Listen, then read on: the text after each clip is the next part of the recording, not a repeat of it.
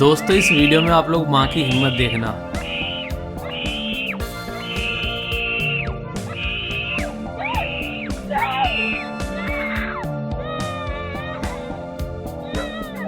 ये कारनामा बस माँ ही कर सकती है भाई साहब, और कोई नहीं कर सकता। अपने बच्चे के लिए अपनी जान को जोखिम में डाल दिया।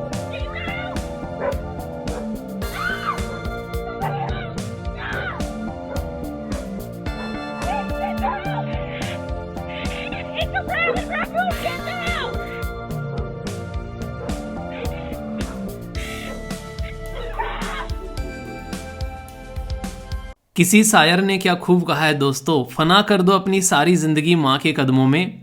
दुनिया में बस यही एक मोहब्बत है जिसमें बेवफाई नहीं मिलती।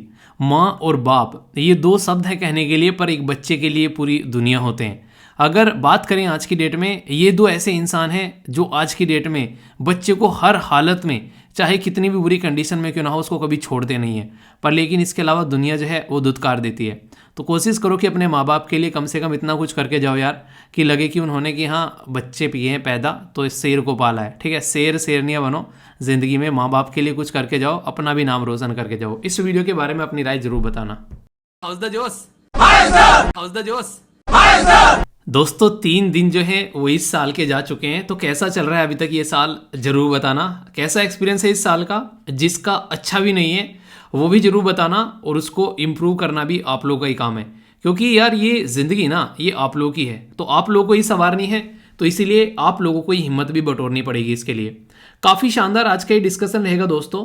4 जनवरी है, इंपॉर्टेंट न्यूज़ एनालिसिस नाम है इसका, जिसको प्यार से हम लोग बैलेंस डाइट बोलते हैं, क्योंकि इसमें अलग अलग न्यूज़पेपर के जो इंपॉर्टेंट आर्टिकल्स होते हैं वो यहाँ पर कवर किए जाते हैं, जिसमें आप लोगों को बैकग्राउंड इन्फॉर्मेशन, इसी के साथ में आप लोगों का static portion, current affair plus MCQ practice, इसी के साथ में आप लोगों को जो इंटरव्यू में भी अगर कोई क्वेश्चन पूछा है उसके लिए भी तैयार किया जाता है।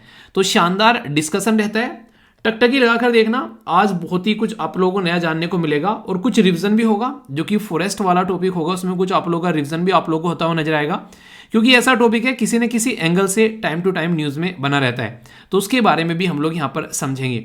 इसी के साथ में और भी बहुत सारे इंपॉर्टेंट आर्टिकल हैं, कुछ बड़े कुछ छोटे, उन्हें कहते हैं कुछ खट्टे कुछ मीठे, तो बहुत कुछ आप लोग इंजॉय करने वाले हो।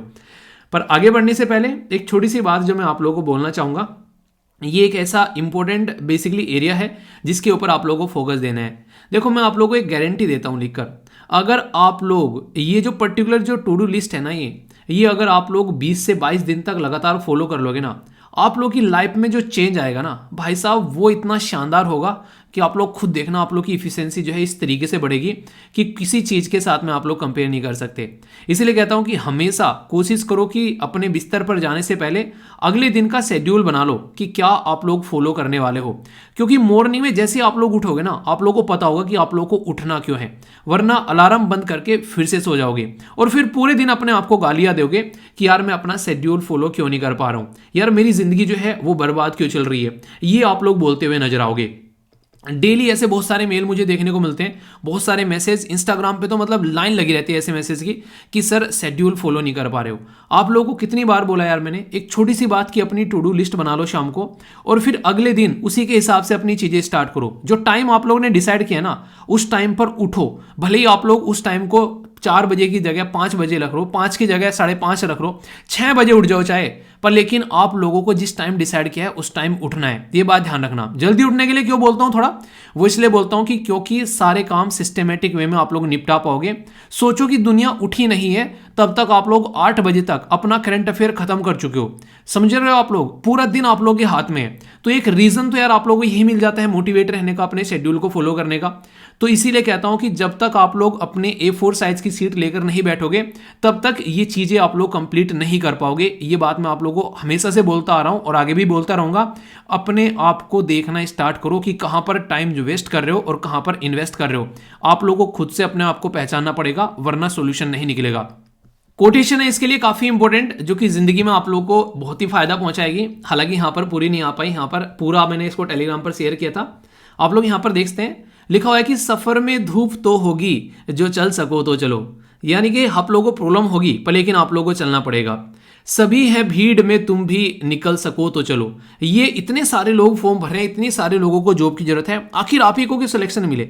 आप लोग जिंदगी में कंफर्ट की जोन में अगर जिंदगी एंजॉय कर रहे हो तो आप लोगों को लग रहा है कि दुनिया आप लोग की जैसी चल रही है कि आप लोग जाकर देखोगे तो भाई साहब लोग ना इस तरीके से लगे पड़े हैं, उनको बस ये है कि ये जॉब निकालनी है चाहे कुछ भी हो जाए। इतनी मेहनत लोग कर रहे हैं। किसी के वास्ते राहें कहाँ बदलती हैं। आप लोगों को लगता है कि आप लोगों के हिसाब से टाइम चलेगा, यानी कि आपकी बार यूपीएससी की वैकेंसी कुछ ऐसे आएंगी जैसे आप लोगों को चाहिए, पेपर ऐसा आएगा जैसा आप लोगों को चाहिए। नहीं, तुम अपने आप को खुद ही बदल सको तो चलो, आप लोगों को उसके हिसाब से बदलना पड़ेगा। यूपीएससी का पैटर्न देखो, यूपीएससी के क्वेश्चन देखो, आप लोग अपना शेड्यूल बनाओ, डेली उसको फॉलो करो। एक बहुत बड़ा रीजन जो है आप लोग शेड्यूल फॉलो नहीं कर पाते उसका क्या है, क्योंकि आप लोग जो हो डेली एक्सरसाइज ही नहीं करते हो। जब एक्सरसाइज नहीं करोगे तो बॉडी में दम कहां से आएगा, ताकत कहां से आएगी। 8-7 घंटे बैठ के पढ़ कैसे पाओगे। अपनी हेल्थ का ध्यान नहीं रखते हो यार, इस बीच बीच में बीमार पड़ जाते हो। और खासकर ये जो चीजें होती हैं लड़कियों को बहुत ज्यादा फेस करनी पड़ती है। मंथली जो साइकिल होती है उसमें देखो, जो पीरियड साइकिल में कितनी सारी दिक्कतें देखने को मिलती हैं। तो इन चीज़ों का ध्यान रखना पड़ेगा, हेल्थ का ध्यान रखना पड़ेगा। इसीलिए ये एक बैलेंस जिंदगी जीनी है आप लोग को, तो ये चीज़ें जिंदगी में उतारनी पड़ेगी, ठीक है। और किसने ये वीडियो देखी जो कि इसकी पीडीएफ पूछ रहे थे कि सर पीडीएफ कब मिलेगी। यहाँ पर पीडीएफ प्रोवाइड करा दूंगा, टेंशन मत लेना। 1-2 दिन में, 1-2 दिन में क्या मतलब आज शाम को या फिर कल तक इसकी पीडीएफ डाल दूंगा। तब तक ये वीडियो जो है आप लोग देखो अच्छे से। इसी के ऊपर एक छोटी सी बात मैं यहाँ पर बोलना चाहूँगा जो मुझे आंसर भी देना है। इतने सारे मैसेज, इतने सारे बेसिकली मेल थे इस बात के ऊपर कि आप बीमार हो गया सर। कल वीडियो के एंड में आते आते आप लोगों ने देखा होगा मेरी एनर्जी जो है वो ड्रेन हो चुकी थी, मतलब मैं ज़बरदस्ती बोल रहा था। उसका रीज़न क्या है मैं आप लोगों को बताता हूँ। बेसिकली क्या हुआ, मैंने बोला था कि आज जो है मंथली वीडियो आप लोगों की आने वाली है, तो मैंने कल ये बात बोली थी आप लोगों को। तो पूरे दिन जो है मेरा शेड्यूल जो है वो बड़ा ही बिजी रहा, कई सारे काम पड़ गए, मुझे इधर उधर जाना पड़ गया। उसकी वजह से अब बोल दिया, मैंने कहा तो वीडियो तो आनी है। तो मैंने फिर बैठ के आकर वीडियो को बनाना स्टार्ट किया। तो वो वीडियो जैसे ही मैंने कंप्लीट की तो मुझे जो है रात काफ़ी लेट हो गया, मतलब लगभग 1 बज गया, ठीक है। और उसके बाद में मॉर्निंग वाली वीडियो भी आनी थी। अब आप लोग समझ सकते हैं फिर क्या होना था। तो फिर मैं लगभग बैठा रहा कुर्सी पे, तो मेरी आंख लगी, थोड़ी सी झपकी लगी, और झपकी लगी लगभग कोई ऐसा ही, मतलब कि लगभग आधा पौना घंटे, मैक्सिमम 1 घंटा, और फिर मैं उठ गया। वैसे मेरा उठने का टाइम लगभग 2 बजे के करीब ही रहता है डेली, पर लेकिन वो तब रहता है जब मैं रात को टाइम पे सो जाता हूँ। अभी मैं लगभग 1 घंटा क्या 45-50 मिनट सोया था। तो फिर मुझे हिंदू वाला जो बेसिकली ये जो INA रहता है ये डिस्कशन करना था। तो उसको स्टार्टिंग में तो मैं बना लिया, बेसिकली गर्म पानी वानी पिया, बैठ गया आराम से, अच्छे से जोश में पूरा डिस्कस किया। पर एंड तक आते आते आप लोग समझ सकते हैं मेरा दिमाग ना हैंग होने लगा था, ठीक है। क्योंकि पूरे दिन जो है मैं लास्ट नाइट भी जो है ढंग से कंप्लीट अपनी नींद नहीं ले पाया था। और इसी की वजह से कुछ काम है, कई सारे काम ऐसे पड़ जाते हैं जिसकी वजह से कई सारी दिक्कतें बढ़ जाती हैं, ठीक है। पर लेकिन अपने काम को कभी मत छोड़ो यार, जो डिसाइड किया उसको कंप्लीट करो। शाम तक सो जब बिस्तर पर तो लगना चाहिए कि हाँ भाई साहब जो डिसाइड किया था आज वो कंप्लीट किया है। तो ऐसा नहीं है कि पढ़ाने का मन नहीं था, ठीक है। पढ़ाने का मन ना होता तो बोल देता कि आज लेक्चर आएगा नहीं या फिर आज लेक्चर लेट आएगा। पर लेकिन वो था कि मैंने कहा बनाना है तो यार बनाना ही है, भले ही कुछ भी हो जाए। तो जो बोल दिया है, जो टाइम है, ऊपर से सुबह मॉर्निंग में आप लोग उठते हो टाइम पे। आप लोग खुद सोचो, अगर मैं आप लोगों को कमिट ना करता कि मॉर्निंग में टाइम पे उठना है तो क्या होता, मैं बोल देता कि ठीक है थोड़ा सा लेट डाल दूंगा। पर मैंने आप लोगों को बोल रखा है कि मॉर्निंग में 6 बजे आएगा तो 6 बजे आएगा, ठीक है। इंटरनेट की दिक्कत हो गई, कोई प्रोसेसिंग में टाइम लेता तो अलग बात है, मेरी तरफ से वो टाइम फिक्स है आप लोगों का।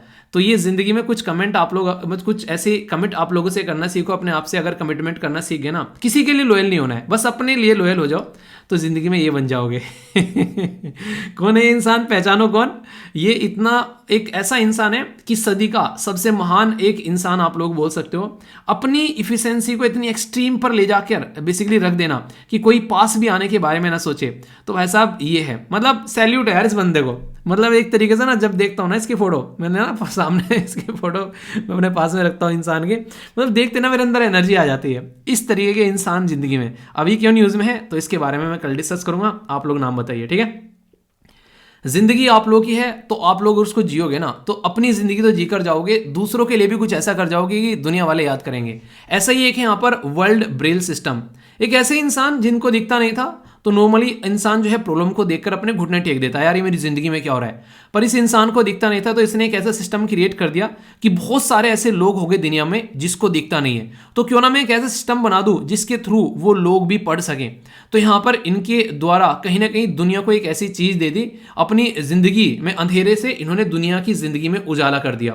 तो काफी इंपॉर्टेंट पर्सनैलिटी, नाम है लुइस ब्रेल। तो लुइस ब्रेल के द्वारा यहाँ पर जो ब्रेल सिस्टम है, जो पत्ती आप लोगों को यहाँ पर देखने को मिलती है, जिसके थ्रू जो ना दिखने वाला इंसान भी पढ़ पाता है, इनके द्वारा यहाँ पर ये सिस्टम क्रिएट किया गया। तो इनका जन्म जो हुआ था ये 4 जनवरी 1809 यानी कि 1809 में हुआ था। तो इन्हीं के बर्थडे को हम लोग एक तरीके से वर्ल्ड ब्रेल डे के रूप में सेलिब्रेट करते हैं। तो लुइस ब्रेल थे इसके इन्वेंटर। तो यहाँ पर ये जो शब्दावली है इसके बारे में भी आप लोग यहाँ पर समझ सकते हैं कि कैसे कैसे इसको रिप्रेजेंट किया जाता है। कई सारे बच्चे जो हैं मतलब काढ़ा पी लो सर, मतलब क्या क्या चीज़ें नुस्खे भेज रहे हैं मुझे दादी नानी वाले मैं ऐसा है देखो, ये थोड़ा सा ना मॉर्निंग में लगता है मुझे, जब उठता हूँ ना हल्का सा दस का लगता है, पानी पीने के बाद भी रहता है, पर लेकिन ऐसा नहीं कि मैं दवाई नहीं ले रहा हूँ, गर्म पानी सारी चीज़ें चलती रहती है बीच बीच में। पर वो ये जैसे उठता है ना सो के इंसान, तो आप लोगों ने देखा होगा स्टार्टिंग में कुछ ज़्यादा होती है, पर जैसे जैसे लेक्चर चलता है तो कम होती है। ठीक है, तो ये आप लोगों को देखने को मिलता है। तो इंपॉर्टेंट डे है कि इस पर्सनैलिटी से रिलेटेड है और एक मोटिवेशनल की तरीके से मुझे जब भी एक डे होता है ये हमेशा मुझे एक मोटिवेशन देकर जाता है कि जिंदगी में कुछ ऐसा करो यार, अपने लिए नहीं, कुछ ऐसा भी सोचो कि इस दुनिया से बाहर निकल के भी सोचो। कई सारे लोग हैं कि आईएएस बनना है, बस जिंदगी में यही गोल है। आप लोगों ने जिंदगी को कितना छोटा समझ लिया कि बस आईएएस ही बस गोल हो गया। यार आईएएस एक गोल, एक नहीं कि बहुत सारे गोल्स में से एक गोल होना चाहिए आईएएस। इसके अलावा और भी बहुत सारे गोल जिंदगी में होने चाहिए। ऐसे नहीं कि बस यही जिंदगी है, बस एक ही चीज के पीछे पड़े हो। और भी बहुत सारी चीजें हैं अपनी जिंदगी में, उनको भी आप लोग लेकर चल सकते हो। ठीक है, तो जिंदगी में कुछ प्रोडक्टिव अच्छे से अच्छी चीजों को सोचो कि ये हो गया, इसके बाद में फिर ये करेंगे, वो हो गया फिर उसके बाद में वो करेंगे। तो कोमा लगने चाहिए भाई साहब, जिंदगी में फुल स्टॉप नहीं लगने चाहिए। ठीक है, तो इंपॉर्टेंट डे है। अगर कोई आप लोगों से पूछ ले तो कंफ्यूज आना आप लोगों को बिल्कुल भी नहीं है। ठीक है, एक और छोटी सी बात आगे बढ़ने से पहले, कुछ ऐसे बच्चे हैं जिनके आंसर अगर आप लोग देखोगे ना जाकर, इनके आंसर देखना आप लोग, इतने तसल्ली में, इतने डिटेल में, इतने शानदार तरीके से आंसर दिए हैं इनके द्वारा। मतलब कुछ के ना नाम मेरी बेसिकली जुबान पर रट गए हैं। मैंने कहा ये बच्चा जो है आंसर शानदार देगा। ठीक है, आप लोगों को देखने को मिलेगा कई सारे ऐसे बच्चे हैं, ऐसे बच्चे जो कि रेगुलर बिना रुके वो अपने आंसर देते हैं, भले ही थोड़ा लेट हो जाए। जैसे आप लोगों को देखने को मिलेगा, इनका नाम ले लो आप लोग, मृदु का नाम ले लो, जैसे नीतीश का नाम ले लो, बहुत सारे ऐसे बच्चे हैं, हरगुन कौर, उनका आप लोगों को देखोगे उनका लेट आता है क्योंकि उनका स्कूल, मतलब सॉरी स्कूल बोल रहा हूँ, कॉलेज वगैरह भी रहता है इवनिंग शिफ्ट में, उसके बाद में उनका, पर लेकिन रेगुलर आंसर आता है। तो ये आप लोग समझ सकते हैं। तो बच्चों के नाम याद हो गए भाई साहब मुझे, तो ये आप लोग देखिए। ठीक है, हालांकि मैं भी इतना बुजुर्ग नहीं हूँ एक बच्चे मैंने अभी फोटो डाली थी इंस्टाग्राम पे, एक बच्चा कह रहा है सर आप तो हमारे जैसे ही बच्चे से उसने पहली बार देखा होगा, तो मुझे लगा कि सर बहुत ही कोई सीनियर आदमी पढ़ा रहे हैं। तो मैंने भी मजाक में इंस्टाग्राम पर रिप्लाई कर दिया, मैंने कहा कोई नहीं बच्चा समझ कर ही पढ़ लो ठीक है, तो मतलब यही है। तो बच्चों के साथ में बच्चे ही रहना अच्छा है, ज़्यादा बड़े भी अच्छे नहीं रहते हैं। ठीक है, एक दूसरे से सीखते हुए आगे बढ़ना है। तो सब एक जैसे ही हैं यार, तो किस कौन माँ के पेट से सीख कर आए, सीखते रहो और आगे बढ़ते रहो। तो रेगुलर अच्छे से पार्टिसिपेट किया करो, तो अच्छा लगता है जब अच्छे से आप पार्टिसिपेट करते हो। ठीक है दोस्तों, बहुत ही उम्दा आर्टिकल है, सुनकर जो मज़ा आप लोगों को आने वाला है ना भाई साहब, नेक्स्ट लेवल की चीज़ें आप लोगों को इस आर्टिकल में जानने को मिलेगी। बहुत सारा रिवीजन भी आप लोगों का होगा क्योंकि बहुत सारी चीज़ें आप लोगों को बताने वाला हूँ। फॉरेस्ट का एक ऐसा टॉपिक है जो कि आप लोगों को यहाँ पर इन्वायरमेंट के पॉइंट ऑफ व्यू से भी, आप लोगों को पॉलिटी के पॉइंट ऑफ से भी और सोसाइटी के पॉइंट ऑफ से भी यहाँ पर काफ़ी डिटेल में कवर करूंगा।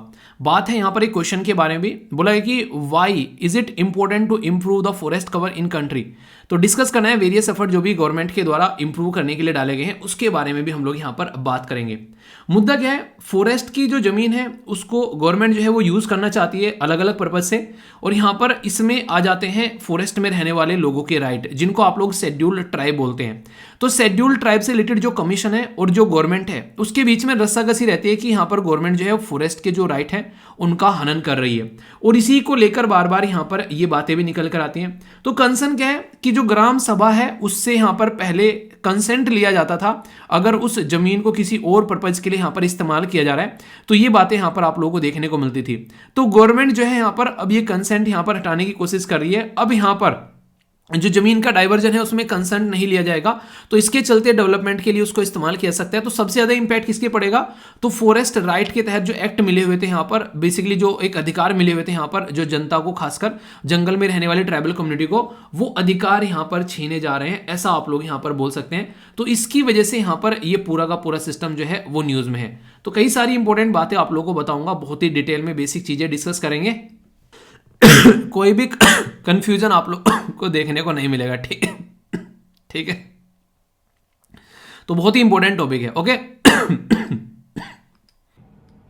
हमारे संविधान निर्माता वो भी यहाँ पर इन चीज़ों को समझते थे, जानते थे कि आने वाले टाइम पर कुछ ऐसी चीज़ें देखने को मिल सकती है। इसलिए उनके द्वारा भी जब संविधान बनाया जा रहा था कुछ तो प्रोविज़न उन्होंने रखे, कुछ प्रोविज़न जो है यहाँ पर बाद आने वाले टाइम में चेंज किए गए। पर लेकिन ये इतने इंपॉर्टेंट है कि आप लोगों को पता होना चाहिए कि उस टाइम पर 1947 में जब संविधान बन रहा था, आज की डेट में हम लोग इनके बारे में डिस्कस कर रहे हैं, उस टाइम पर उन लोगों को पता था कि ऐसा कुछ यहाँ पर हम लोग बुद्धि का जो विकास है वो हमारा नहीं होगा, हम कुछ ऐसी हरकतें करेंगे। तो उन्होंने पहले से ही प्रोविजन रख दिए ताकि हरकतें रोकी जा सकें। ऐसी बात नहीं है, मेनली बात यह है अंग्रेजों के द्वारा जो हरकतें की गई थी वो हरकतों से हम लोग पहले से ही चौकन्ने हो गए थे कि जब अंग्रेज हरकत कर सकते हैं, वो भी ह्यूमन है, इंसान है, तो सेम हरकत हम भी कर सकते हैं कि आने वाले टाइम में जंगलों को नुकसान पहुंचा सकते हैं। तो सबसे पहले तो यहाँ पर जो ये आज की डेट में आप लोगों को सब्जेक्ट देखने को मिल रहा है जिसको आप लोग बोलते हैं बेसिकली फॉरेस्ट, तो फॉरेस्ट शब्द जो है यहाँ पर पहले ये स्टेट लिस्ट के अंदर हुआ करता था। पर लेकिन हमारे संविधान में एक संशोधन किया गया जिसको आप लोग 42nd कॉन्स्टिट्यूशन अमेंडमेंट बोलते हैं। तो जो 42nd कॉन्स्टिट्यूशन अमेंडमेंट किया गया, इसके चलते यहाँ पर ये जो पर्टिकुलर सिस्टम है इसको स्टेट लिस्ट से निकालकर कॉन्करेंट लिस्ट में डाल दिया। ये कहाँ पर है? जब हमारे संविधान के अंदर आप लोग जाएंगे तो 7वें शेड्यूल के अंदर आप लोगों को 3 लिस्ट देखने को मिलती हैं। एक को बोलते हैं यूनियन लिस्ट, सेंटर लिस्ट नहीं लिखा हुआ है, वहां पर यूनियन लिस्ट लिखा हुआ है, ठीक है। दूसरे को बोलते हैं स्टेट लिस्ट और तीसरे को बोलते हैं कॉन्करेंट यानी कि समवर्ती सूची। तो अगर स्टेट लिस्ट में ये रहता तो ओनली स्टेट इसके ऊपर कानून बना पाता, लॉ बना पाता। अब यहाँ पर ये कॉन्करेंट लिस्ट में आ गया है, समवर्ती सूची में आ गया, तो इसका मतलब ये है कि स्टेट और सेंटर जो है दोनों मिलकर इसके ऊपर कानून बना पाएंगे। तो यहाँ पर forest, protection of the wild animal और इसी के साथ में जो बर्ड्स हैं उसको ट्रांसफर कर दिया गया स्टेट लिस्ट से कॉन्करेंट लिस्ट में। और ये कब किया गया? जब हमारे देश में इमरजेंसी लगी हुई थी 1975 1975 से लेके 1977 1977 तक का। तो सबसे पहले तो अब कहां पर है? यहाँ पर 7वें शेड्यूल के अंदर यहाँ पर ये कॉन्करेंट लिस्ट में है। पहला इंपॉर्टेंट पॉइंट है, याद रखिएगा। दूसरा 42nd कॉन्स्टिट्यूशन अमेंडमेंट करके इसको उसमें पहुंचाया गया है। यानी कि ऐसा नहीं कि रात को सो रहा था तो कमरे में से उठा और दूसरे कमरे में जाकर लेट गया कि नहीं मुझे तो यहाँ पर मजा आ रहा है ऐसा नहीं है। एक प्रॉपर प्रोसीजर होता है संविधान में संशोधन करने का, उसके बेस पर यहाँ पर इसको यहाँ तक पहुंचाया गया है। अब आप लोगों से इंटरेस्टिंग बातें अगर मैं यहाँ पर थोड़ी सी करूं तो आर्टिकल 51A यानी कि जो हमारे संविधान का अनुच्छेद 51A है उसका जो जी पार्ट है ये आप लोगों को देखने को मिलेगा, जो कि आप लोगों से फंडामेंटल ड्यूटी के बारे में बात करता है। आप लोगों को बता दूं फंडामेंटल ड्यूटी जो है वो आप लोगों को पार्ट 4A के अंदर देखने को मिलती है संविधान में। और मैंने आप लोगों को हमेशा बताया जब भी किसी भी चीज के आगे कैपिटल शब्द में ABCDEFGH कुछ भी ऐसा लिखा रहे, इसका मतलब ये होता है कि ओरिजिनली हमारे संविधान में ये सारी चीजें नहीं थी, संशोधन कर इनको संविधान में ऐड किया गया है। तो यानी कि इसको भी संशोधन करके ऐड किया गया और इसी टाइम पर संशोधन किया गया था 42nd कॉन्स्टिट्यूशन अमेंडमेंट 1976 में, जिसके चलते फंडामेंटल ड्यूटी जो है वो हमारे संविधान का पार्ट बन गई। और इसी में यहाँ पर हमको एक ड्यूटी भी दी गई कि प्रोटेक्ट करना है अपना इन्वायरमेंट, जो भी हमारे पास में नेचुरल इन्वायरमेंट है, including forest and wild life, यानी कि जो पेड़ पौधे हैं और जो जंगल है उनको हम लोग को प्रोटेक्ट करना है, ये हमको ड्यूटी दी गई है। इंटरेस्टिंग बात यहाँ पर यह कि अकेली ये ड्यूटी हमारे पास में नहीं थी। यहाँ पर अगर बात करें तो ये गवर्नमेंट को भी ड्यूटी दी गई, ठीक है। तो गवर्नमेंट को यहाँ पर ड्यूटी दी गई, तो ये ड्यूटी दी गई थी यहाँ पर आर्टिकल 48A।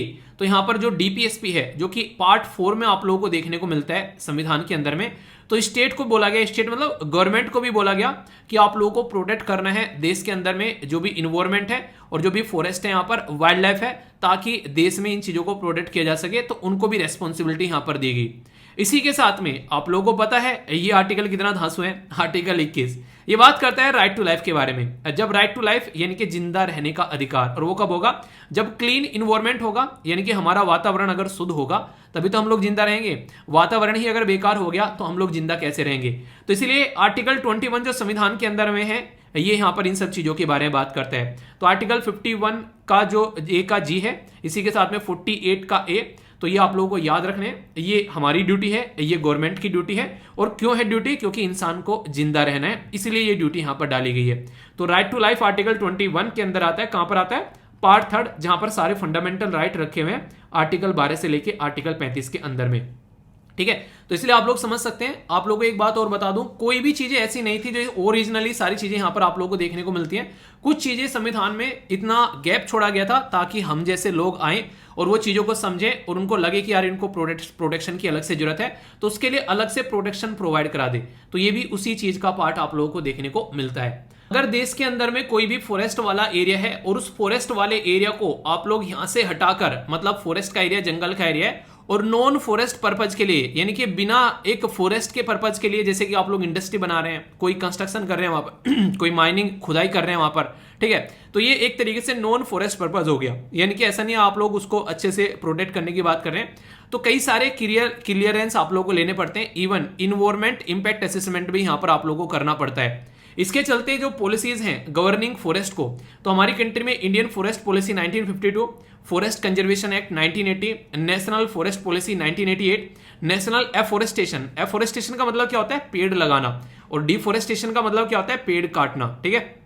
तो डी मतलब खत्म करना, डेंजर जोन हो गया, और ए का मतलब होता है यानी कि अच्छा, यानी कि फॉरेस्ट लगाना, ठीक है, ऐसे याद रख सकते हैं। वाइल्ड लाइफ प्रोटेक्शन एक्ट है 1972 का, इन्वायरमेंट प्रोटेक्शन एक्ट है 1986 का, बायोडाइवर्सिटी एक्ट है 2002 का, और scheduled tribe and other traditional forest dweller जो कि इनके ऊपर डिपेंडेंट रहते हैं फॉरेस्ट के, तो उनको भी रिकॉग्नाइज करने की बात की जाती है, उनके फॉरेस्ट अधिकारों के बारे में बात की जाती है। तो एक एक्ट यहां पर यह भी है जो कि इन मुद्दों के बारे में बात करता है। यानी कि इतने सारे कानून हैं, ये सारे लोग जो हैं, ये सारे कानून जो हैं, ये फॉरेस्ट के ऊपर डिपेंडेंट है, और फॉरेस्ट की जमीन को आप लोग इनसे छीन कर उसके ऊपर इंडस्ट्री डेवलप करने जा रहे हो, तो इसका मतलब ये है कि जो लोग यहां पर जंगल के अंदर रहते हैं उनका क्या होगा रे सांभा, उसके बारे में कौन बात करेगा रे कालिया। तो ये बातें हैं यहां पर जो गवर्नमेंट बोल रही है। यानी कि आप लोगों ने तो बस आप लोगों का मन किया इसको यहां से ट्रांसफर कर दिया, क्या ये सही है? तो इसको लेकर आप लोगों को काम करना पड़ेगा, जिसके चलते यहां पर दिक्कतें देखने को मिलती हैं। इंटरेस्टिंग बात अगर मैं आप लोगों को बताऊं, ये थोड़ा सा एक्स्ट्रा पोर्शन है जो कि स्टैटिक पोर्शन है, और जहां से कई बार क्वेश्चन आप लोगों से एग्जाम में पूछे गए हैं और आगे भी पूछे जा सकते हैं। बात की जा रही है टैक्स के बारे में, जो पुराने टाइम पर जो टैक्स कलेक्शन किया करते थे यहाँ पर ब्रिटिश टाइम पे, तो आप लोगों को ये सेटलमेंट कुछ देखने को मिलेंगे। एक को बोलते थे परमानेंट सेटलमेंट, दूसरे को बोलते थे रैयतवारी, तीसरे को बोलते थे यहाँ पर महलवारी सिस्टम। अगर इनसे बात करें तो मैच करने के लिए कई बार आप लोगों से पूछा जाता है परमानेंट सेटलमेंट जो है, तो परमानेंट कौन करता है, तो याद रखना एक तरीके से यहां पर लोड, ठीक है, तो यहां पर लोड कॉर्नवालिस, यानी कि लोड जो है वो कोने में लगा देता है सबको सेटल कर कर, जब अपने पे आता है, कहीं बाढ़ आ रही है, कहीं तूफान आ रहे हैं, तो इस तरीके से आप लोग याद रख लेना, ठीक है। यहां पर अगर बात करें थॉमस, यानी कि थर्मस में रायता रखा था और वो रायता फैल गया, तो थॉमस मुनरो, यानी कि रायते में मुरमुरे डले रहते हैं आप लोग, कि बूंदी का रायता जो होता है ये इस तरीके से आप लोग याद रख सकते हैं। तो यहां पर रैयतवारी सिस्टम, यानी कि थॉमस मुनरो ने यहां पर रायता फैला दिया, जिसकी वजह से यहां पर ये देखने को मिलेगा, ठीक है। इसी के साथ में यहां पर महलवारी सिस्टम, महलवारी का सिस्टम मतलब याद रखिएगा, विलियम बैठ गए महल में जाकर, ठीक है, लॉर्ड विलियम महल में जाकर बैठ गए, ठीक है, तो महलवारी, तो बेंटिक मतलब बैठ गए महल में जाकर और वहां पर जाकर टिक लगा रहे हैं कि किस किस का जो है यहां से रेवेन्यू आ गया है। तो परमानेंट सेटल की लोड जो है कोने में लगा देंगे सबको, इस तरीके से याद रखिएगा। बेंटिक मतलब महलवारी, महल में जाकर बैठ गए बेंटिक, और रैयतवारी थॉमस यानी कि थर्मस में से रायता फैला दिया। तो ये मुझे मतलब उस टाइम पर ये जो चीजें थी कई बार याद नहीं होती थी, तो थोड़ी थोड़ी सी इस तरह की चीजें कई बार तिकड़मबाजी में लगा लेता था, तो मुझे आज याद आ गई जैसे मैंने टॉपिक देखा, ठीक है। अब इतना तो क्वेश्चन पूछा जाता है किस किसने यहाँ पर ये सिस्टम जो है ये पॉलिसी लेकर आया, ठीक है। अब इससे रिलेटेड कुछ और बातें मैं आप लोगों को बता दूं जो कि इंपॉर्टेंट है और एग्जाम में पूछी जाती है, जैसे कि किस रीजन में ये सेटलमेंट हुआ। जैसे परमानेंट सेटलमेंट जो हुआ बंगाल, बिहार और उड़ीसा में हुआ, यानी कि जो मैंने आप लोगों को अभी बताया, तो लोड जो थे वो बंगाल, बिहार और उड़ीसा में सबको कोने में लगाते चले गए, और ये वो रीजन है जहां पर सबसे पहले चीजों का कंट्रोल होना स्टार्ट हुआ देश के अंदर में। रायता कहां फैला, रायता फैला जहां पर आप लोगों को देखने को मिलेगा थॉमस मुरमुरो के द्वारा, वो साउथ इंडिया में फैलाया गया, तो साउथ इंडिया में यहां पर रायता फैलाया गया। और महल कहां बना, ये नॉर्थ वेस्ट रीजन में आप लोगों को महल दिखा, और यहां पर जाकर विलियम बैठ गए, ठीक है। तो इस तरीके से आप लोग समझ सकते हैं। टैक्स कलेक्ट कौन कौन करता था, परमानेंट सेटलमेंट वाले में जमींदार करते थे, जो गांव के जमींदार होते थे। रैयतवारी सिस्टम में रायता इतना फैल गया, कंपनी डायरेक्टली यहां पर एक तरीके से इकट्ठा कर रही थी। और महलवारी सिस्टम में तो राजा जो है महल से निकलने के लिए तैयारी नहीं है, जो गांव में एक हेड बैठा दिया, उसको बोला कि भाई साहब पैसा इकट्ठा करके आप उनके दरवाजे पे पहुंचा देना, तो ये आप लोगों को देखने को मिलेगा। तो टैक्स कलेक्ट करने वाले कौन कौन थे यहाँ पर, तो यहाँ पर टैक्स जो यहाँ पर एक तरीके से जो ओनर थे यहाँ पर जो लैंड के, वो अलग थे, यानी कि टैक्स कोई और इकट्ठा कर रहा था और ओनर कोई और थे। अगर परमानेंट सेटलमेंट वाले में बोले तो परमानेंट था, यानी कि जमींदार ही जो एक तरीके से लैंड का ओनर भी था। इसमें तो दोनों इस तरीके से समझ सकते हैं आप लोग यहाँ पर, ठीक है। पर लेकिन रैयतवारी में यहाँ पर फार्मर को ही बताया गया कि आप लोग जो है पहुंचा देना भाई साहब यहाँ पर हवेली, मतलब हवेली तो अगले में रहेगी, ठीक है, तो आप लोग पहुंचा देना बिना रायता फैलाए, तो ये बोला गया यहाँ पर रैयत वाले सिस्टम में। और यहाँ पर लैंडलॉर्ड को रखा गया, यहाँ पर एक तरीके से आप लोग लैंडलॉर्ड की जमीन थी, और यहाँ पर जो एक तरीके से जो यहाँ पर क्या था, ये जो विलेज का जो हेडमैन था ये रखा गया डायरेक्ट पैसा ट्रांसफर करने के लिए। ये सारे एक पर्टिकुलर स्लॉट में आप लोगों के लिए इंपॉर्टेंट हो जाते हैं काफी। अगर पुराने क्वेश्चन पेपर आप लोग हिस्ट्री के उठा के देखेंगे, मॉडर्न हिस्ट्री के, तो ये सारे क्वेश्चन आप लोगों को देखने को मिल जाएंगे। इन 2 स्लाइड से आप लोगों को कई क्वेश्चन देखने को मिल जाएंगे, उठाकर देखिएगा। टैक्स का बर्डन जो था फार्मर पर पड़ता था, हाई टैक्स इंपोज किया जाता था और उसको फ्रीक्वेंटली इंक्रीज करते थे, तो आंसर राइटिंग में भी लिखने के लिए आ जाए तो ये आप लोगों के लिए काफी अच्छा डेटा है। तो ये सिस्टम आप लोग समझिएगा, जो कि कई बार एग्जाम में क्वेश्चन भी आप लोगों से बनते हैं। तो यहाँ पर आप लोगों को क्यों बताया, क्योंकि यहाँ पर फॉरेस्ट से रिलेटेड बातें चल रही हैं, तो थोड़ा सा जमींदारी सिस्टम भी मैंने आप लोगों को यहाँ पर बता दिया, जिससे कि आप लोग इसके साथ में कनेक्ट कर सकें। एक जमीन का नाम याद रखिएगा, उसको बोलते हैं orange area. Orange area, orange area मतलब अनडेमोक्रेटेड, जो एक तरीके से अनडिमार्केटेड प्रोटेक्टेड एरिया, यानी कि ऐसा एरिया जो कि प्रोटेक्टेड तो है पर इसको डिमार्केट नहीं किया गया है। कई बार सुना होगा ना आप लोगों ने कि जमीन खाली पड़ी है, अरे नहीं खाली नहीं पड़ी है भाई, गवर्नमेंट की जमीन है ये, ठीक है। तो पता तो है कि गवर्नमेंट की जमीन है पर अब तक डिमार्केट नहीं किया गया है, तो उसको आप लोग ऑरेंज एरिया बोलते हैं। और फॉरेस्ट कंजर्वेशन एक्ट जो है 1980 का, उसके तहत यहाँ पर ऑरेंज एरिया को प्रोटेक्ट करने का काम किया जाता है। तो एक छोटी सी स्टेटमेंट है ये इसलिए बता दी ताकि आप लोग भूलो ना। इसके बारे में ऐसे स्लाइड में आप लोगों को मिल जाएगा जब डाउनलोड करोगे, ठीक है। एक यहाँ पर ये छोटी सी स्लाइड भी है, रैयतवारी, जमींदारी, महलवारी, और ये क्या है इसके बारे में आप लोगों को बताना है कमेंट बॉक्स में, ठीक है। ऐसा भी कुछ सिस्टम था क्या, इसके बारे में आप लोग बताइए। अभी जो मैं आप लोगों से बात करता हूँ थोड़ी सी और एक्स्ट्रा, क्योंकि मुझे लग रहा है कि ये टॉपिक इस तरीके से कवर कर दूं कि आप लोग इसको कभी भूलो ना। फॉरेस्ट की बात चली रही है तो आप लोगों को थोड़ा सा यहाँ पर एक रिपोर्ट के बारे में बात कर लेते हैं, जिसको बोलते हैं इंडिया स्टेट फॉरेस्ट रिपोर्ट 2021। ये जो रिपोर्ट है अभी प्रस्तुत की गई, तो इसके चलते आप लोगों से बड़ा ही इंटरेस्टिंग क्वेश्चन बनता है कि टोटल फॉरेस्ट जो ट्री कवर है हमारे देश में वो कितना है। तो याद रखिएगा 24.62% हो गया है। अब तक मैंने आप लोगों को 2019 की रिपोर्ट पढ़ाई थी, अभी उसमें अपडेट कर लेना, ये अभी नई रिपोर्ट अभी आप लोगों को यहाँ पर देखने को मिल रही है। तो यहाँ पर एरिया 24.62% हो गया, जो कंट्री के अंदर जो टोटल एरिया है उस पर इतने पर फॉरेस्ट आप लोगों को देखने को मिलता है। फॉरेस्ट कवर जो है अगर इसको वैसे नापोगे तो 7,13,789 स्क्वायर किलोमीटर आप लोगों को देखने को मिलेगा, ठीक है, यानी कि 7,13,789, ठीक है। तो इस तरीके से आप लोग याद रखिएगा स्क्वायर किलोमीटर वाला एरिया है, जो कि लगभग 21% है लगभग अगर बात करें तो फॉरेस्ट कवर एरिया है। बाकी जो ट्री होते हैं ना, घरों में पेड़ खड़े हुए हैं, खेत में, गांव में आप लोगों के पेड़ खड़े हुए हैं, तो वो ट्री आ जाते हैं लगभग 2.91%, यानी कि 3% के करीब लगभग आप लोगों को ट्री देखने को मिलेंगे। तो फॉरेस्ट तो वो होता है जैसे आप गांव से, जैसे आप लोग गांव में जाते हैं, कई बार आसपास बहुत बड़े बड़े बाग होते हैं, तो आप लोगों ने देखा होगा ना कई बार कि जैसे कि मैं खेत में जब जाया करता था तो हमारे खेत के बीच में बाग पड़ता था, कई बार कि कहाँ पहुंच गया कि बाग के पास में हूँ, ठीक है। तो इस तरीके से तो आप लोग समझ सकते हैं। तो एक बाग बहुत बड़ा एरिया कवर होता है जहाँ पेड़ ही पेड़ होते हैं। और बाकी यहाँ पर अगर बात करें सिंगल जो ट्री है कि यहाँ ट्यूबवेल पे एक पेड़ खड़ा हुआ है, एक पेड़ गाँव में खड़ा हुआ है, एक पेड़ घेर में है, तो आप लोगों ने ऐसे सुना होगा, तो वो वाली चीज आप लोग समझ सकते हैं।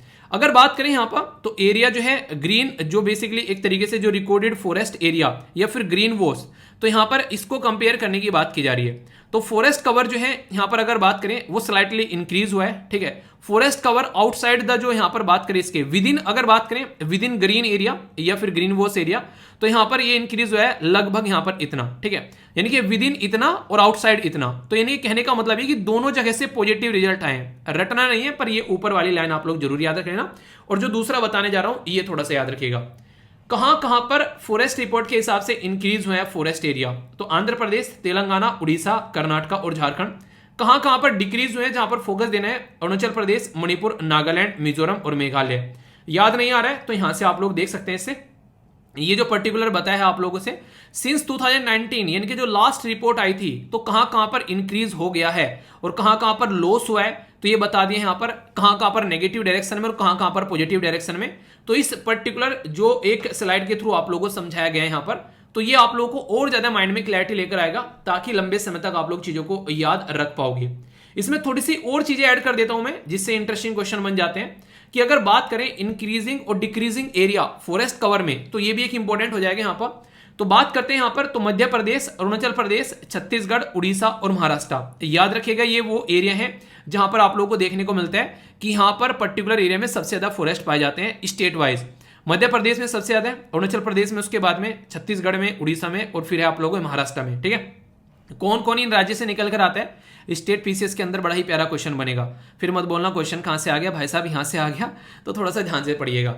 अगर बात करें हाईएस्ट फॉरेस्ट परसेंटेज वाइज, तो मिजोरम में मजे ले रहे हैं, ठीक है, अरुणाचल प्रदेश में, मेघालय में, मणिपुर में और नागालैंड में, यानी कि जितना एरिया है इनका उसके 84% एरिया में फॉरेस्ट है, ऐसे आप लोग समझ सकते हैं। यहां पर तो अगर एरिया देखा जाए, क्योंकि मध्य प्रदेश वैसे बड़ा है, तो उसका टोटल एरिया देखेंगे तो एरिया वाइज ये है, पर लेकिन जो जो यहां पर मध्य प्रदेश बड़ा है, पर लेकिन अपने घर के अंदर में, यानी कि एक इंसान का तो घर है इतना बड़ा, ठीक है, उसके 50% में यहां पर टोटल फॉरेस्ट है, यानी ठीक है, एक इंसान है यहां पर, इसका घर है इतना से यहां पर, ठीक है, इसके यहां पर भाई साहब टोटल इतने एरिया में फॉरेस्ट है, ओनली 5% एरिया में फॉरेस्ट नहीं है। तो परसेंटेज वाइज तो ज्यादा फॉरेस्ट एरिया इसका है, अगर परसेंटेज में देखें, यानी कि ओनली 5% में नहीं है, 95% एरिया में फॉरेस्ट है।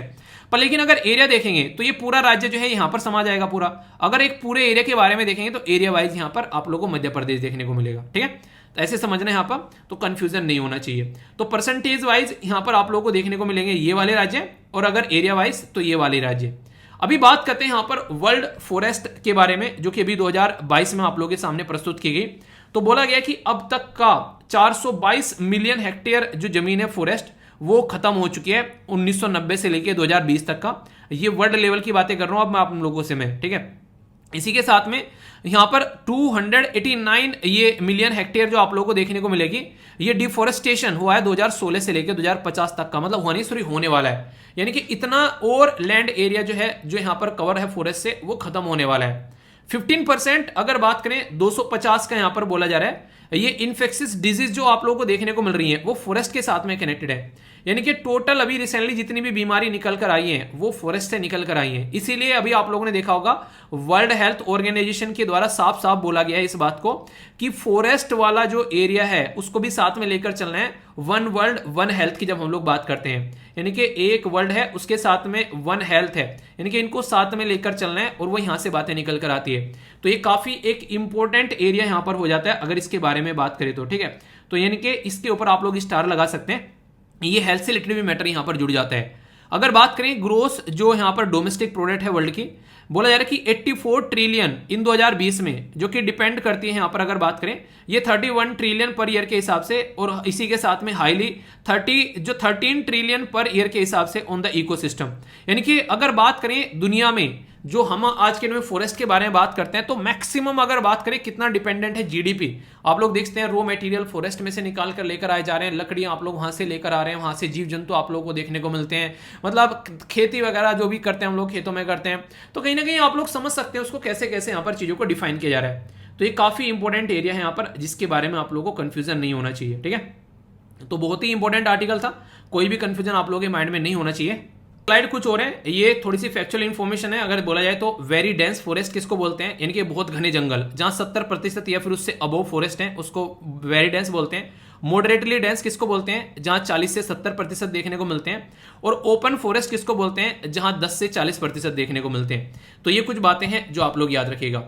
यहां पर एरिया वाइज कौन कौन से सबसे ज्यादा हैं, तो इस तरीके की बातें हैं परसेंटेज वाइज और एरिया वाइज अगर बोला जाए तो सबसे ज्यादा फॉरेस्ट कौन से देखने को मिलते हैं, मॉडरेटली डेंस, यानी कि ज्यादातर एरिया में आप लोगों को ये वाले फॉरेस्ट देखने को मिलेंगे।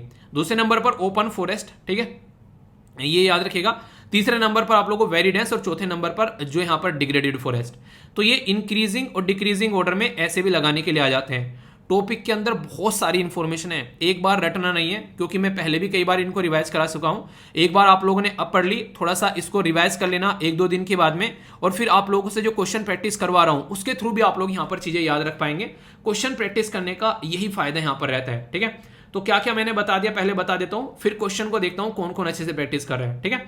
फीडबैक जरूर दे दिया करो। यहां पर क्या क्या देख लिया हम लोगों ने, फॉरेस्ट के बारे में बातें कर ली, न्यूज में क्यों था ये देख लिया, इसी के साथ में कुछ मैंने हिस्ट्री पढ़ा दी, हालांकि एक्स्ट्रा चीजें थी पर मुझे लगा स्टैटिक पोर्शन है ये कवर कर लेना चाहिए। संविधान का एंगल भी मैंने आप लोगों को बता दिया, और यहां पर आप लोगों को ये भी मुद्दा बता दिया।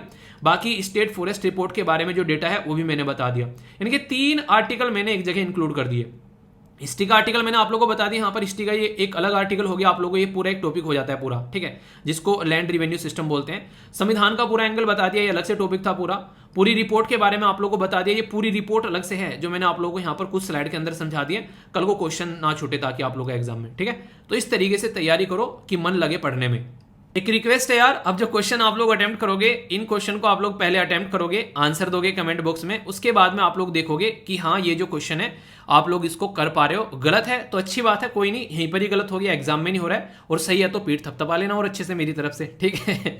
बात की जा रही है स्टेट जो कि यहाँ पर जिसको रेस्पॉन्सिबिलिटी दी गई है फॉरेस्ट को प्रोटेक्ट करने की, तो कहां पर दी गई है? फंडामेंटल राइट में, फंडामेंटल ड्यूटी में, डीपीएसपी में, या फिर नन ऑफ द अबव? तो नॉर्मल सी बात है यार, directive principle of state policy कहां पर आते हैं? पार्ट 4 में आप लोगों को देखने को मिलते हैं।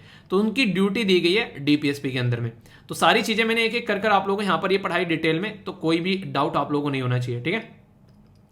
क्वेश्चन है यहां पर बात की जा रही है, arrange the following state in the ascending ये ऑर्डर में, यहां पर जो फॉरेस्ट कवर एरिया वाइज अगर आप लोग बात करें, एरिया वाइज कौन सा फॉरेस्ट जो है वो सबसे ज्यादा आप लोगों को एरिया देखने को मिलता है, ठीक है। अरुणाचल प्रदेश, महाराष्ट्र, मध्य प्रदेश या फिर उड़ीसा।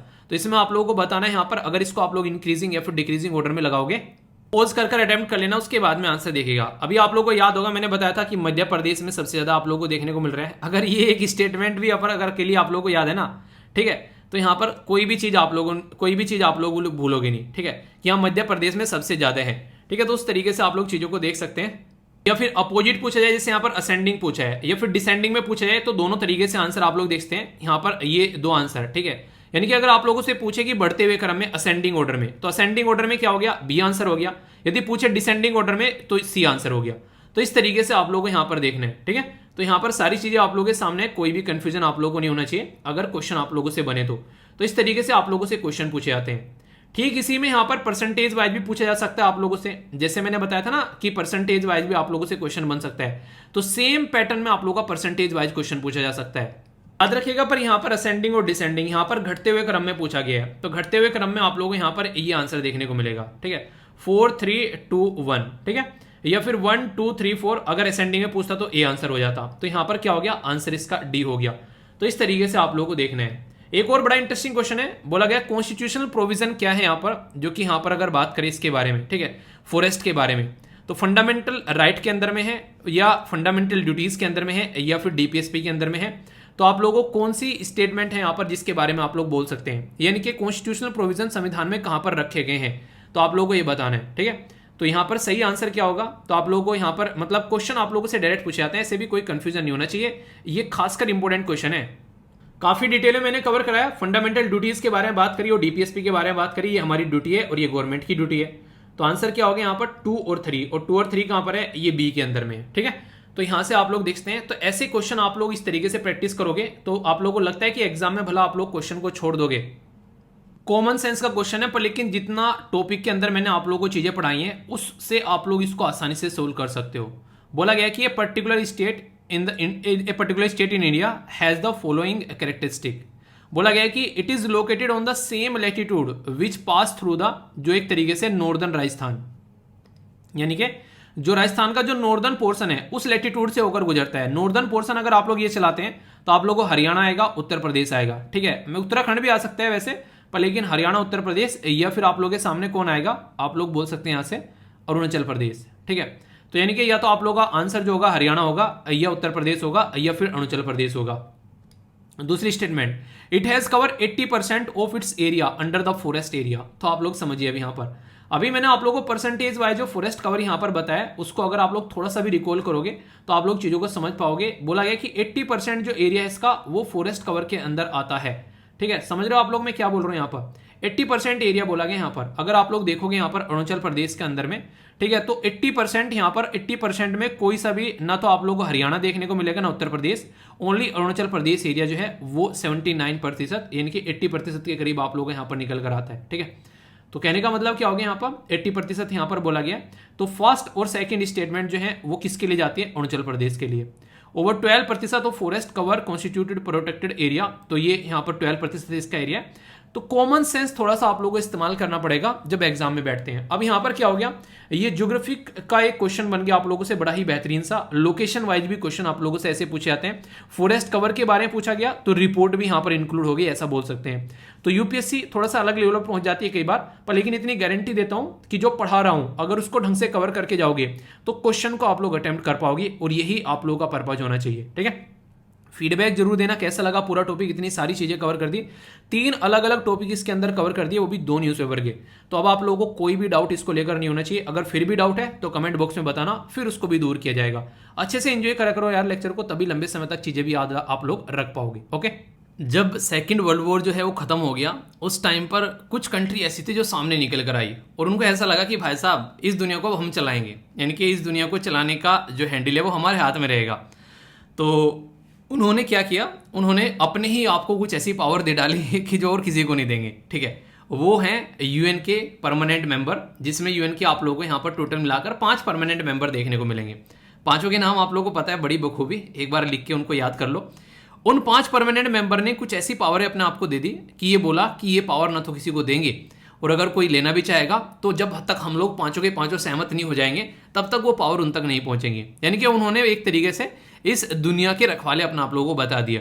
पर लेकिन आज की डेट में जो पावर उनको दी गई है वो पावर वो गलत तरीके से इस्तेमाल करते हैं। जैसे कि चाइना उस पावर को कैसे इस्तेमाल करते हैं, जिसको आप लोग वीटो पावर बोलते हो, वो इसको इस्तेमाल करता है कि अगर कल को उसके खिलाफ कुछ भी जाए तो उस चीज़ को रोकने के लिए। जैसे कि अगर बात करें, पाकिस्तान को हमेशा सपोर्ट करता है चाइना, उसकी चीज़ों को वीटो कर देता है, जबकि पता है उसको भी कि टेररिज्म को पाकिस्तान जो है बहुत ही लार्ज स्केल पर सपोर्ट कर रहा है। सेम कंडीशन आप लोगों को यूएस से देखने को मिलेगा। यूएस से इजराइल के मुद्दे पर जो है इजराइल को सपोर्ट करता हुआ नजर आता है। इसी तरीके से रसिया आप लोगों को देखने को मिलेगा, अभी खुद के ही चीज़ों को रसिया ने रोक डाला, मतलब वो अपने भी ऊपर आते हुए चीज़ों को रोक सकते हैं, यानी एक तरीके से अपने ही केस में खुद जज बन जाते हैं, यानी कि खुद चोर जो है वो कोतवाल को डांटे, वो वाली बात हो जाती है। तो इस तरीके से समझ में आया, जब तक हम लोगों ने यूएन बना और तब से लेकर आज तक का इतिहास देखा, यूएन का इस्तेमाल बड़े ही गलत तरीके से किया जा रहा है। इवन अगर आप लोगों में बात बताऊं इंटरेस्टिंग, रसिया और यूक्रेन की जो लड़ाई चल रही है, यूएन हाथ पे हाथ रख के बैठा है, कुछ नहीं कर पाया। यूएन हमेशा उन लोगों के ऊपर दादागिरी दिखाता है जो कि गरीब तबके का नहीं है, सोसाइटी का लोग बेचारा जो जैसे तैसे अपनी जिंदगी चला रहा है, उन कंट्री पर जाकर दादागिरी दिखाएगा। अफ्रीका कॉन्टिनेंट की कुछ कंट्री होगी, ऐसी ऐसी चीजें आप लोगों को यहाँ पर देखने को मिलेगी। जो ताकतवर कंट्री हैं उनके ऊपर यूएन का भी रोप नहीं चलता है। तो इसलिए कहते हैं कि यूएन के अंदर में रिफॉर्म आना चाहिए, और इस रिफॉर्म को लाने की सबसे जोरदार तरीके से जो बात करता है वो है G4 कंट्री। G4 कंट्री क्या है भाई साहब? जी को आप लोग ग्रेट 4 कंट्री बोल सकते हैं। क्यों?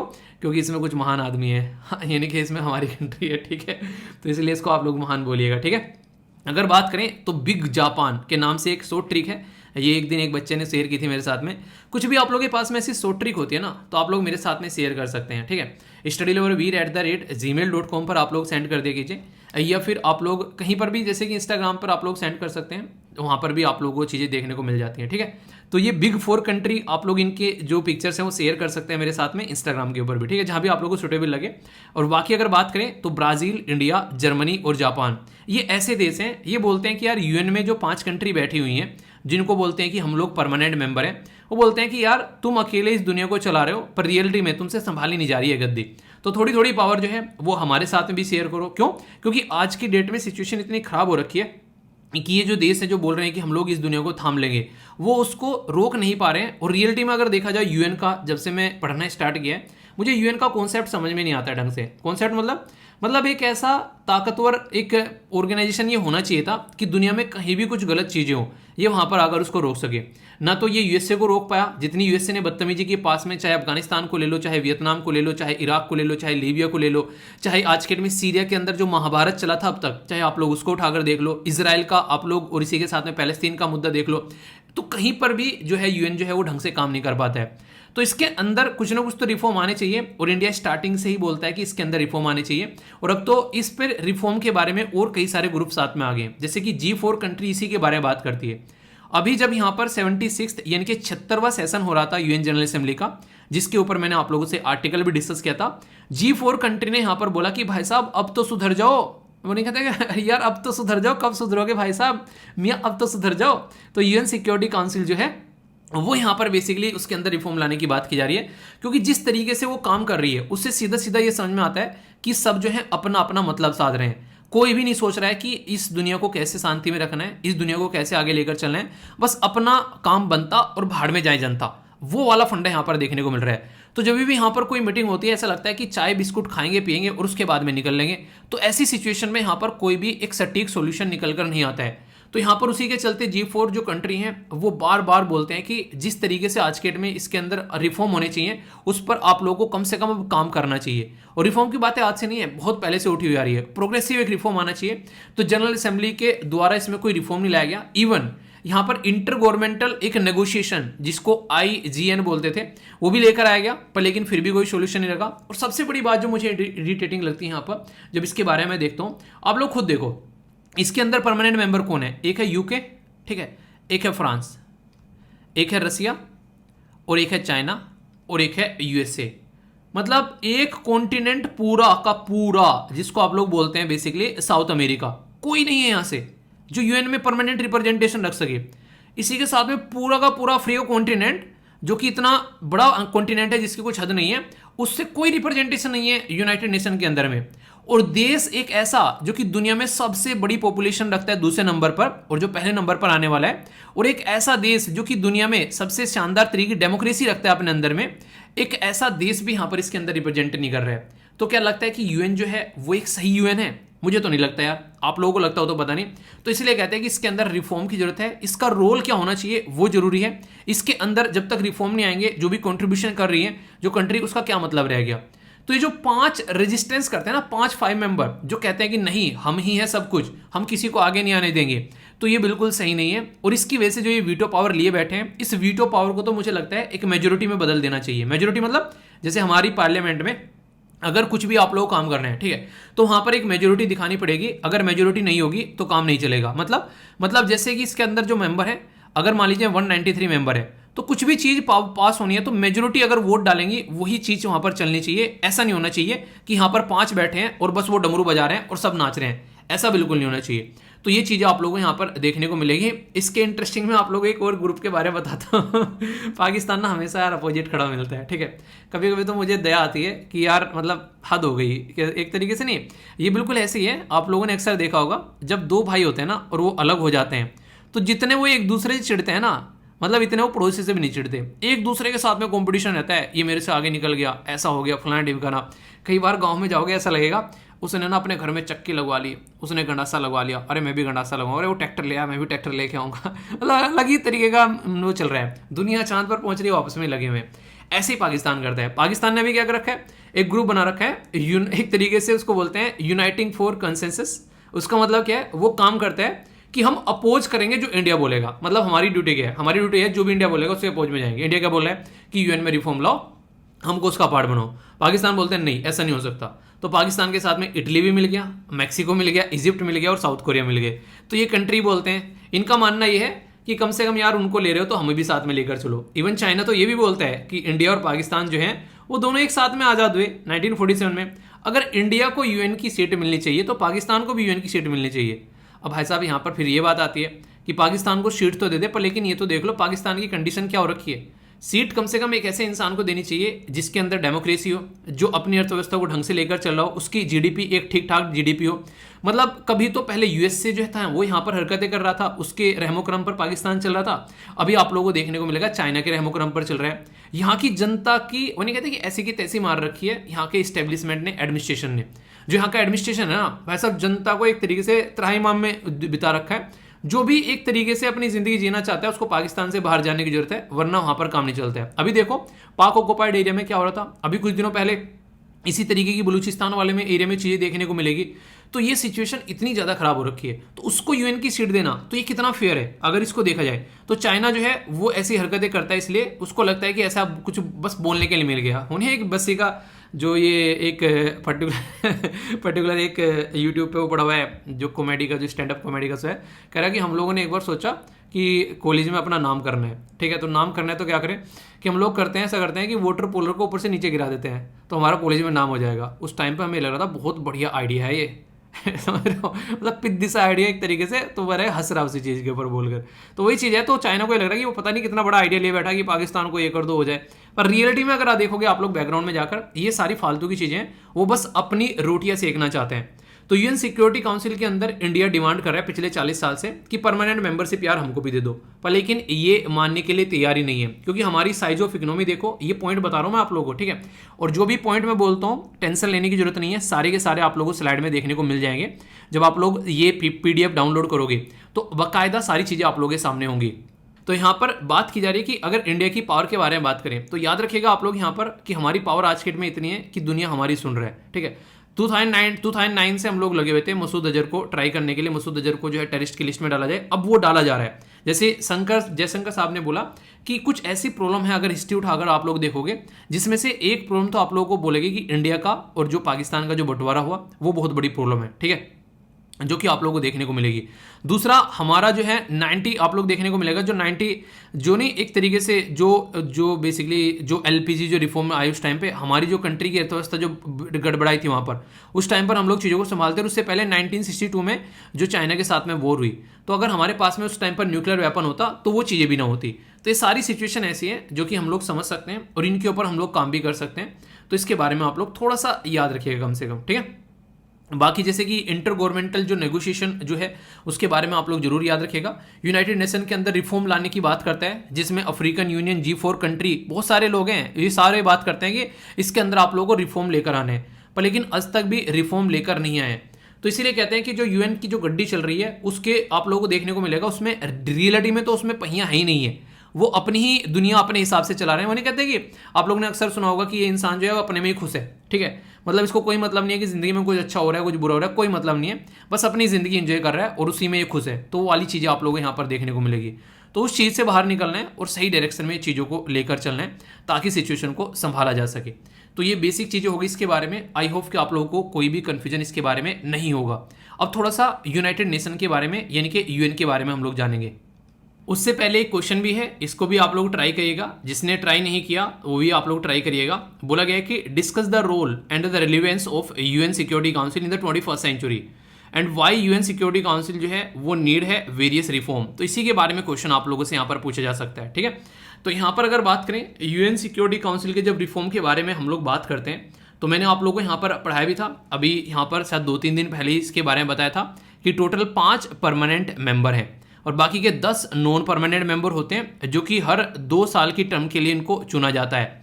इसमें अफ्रीका से 3, एशिया से 2, लैटिन अमेरिका से 2, वेस्टर्न यूरोप और दूसरे जो है एरिया से उससे 2 और ईस्टर्न यूरोप से 1 मेंबर आप लोगों को देखने को मिलेगा।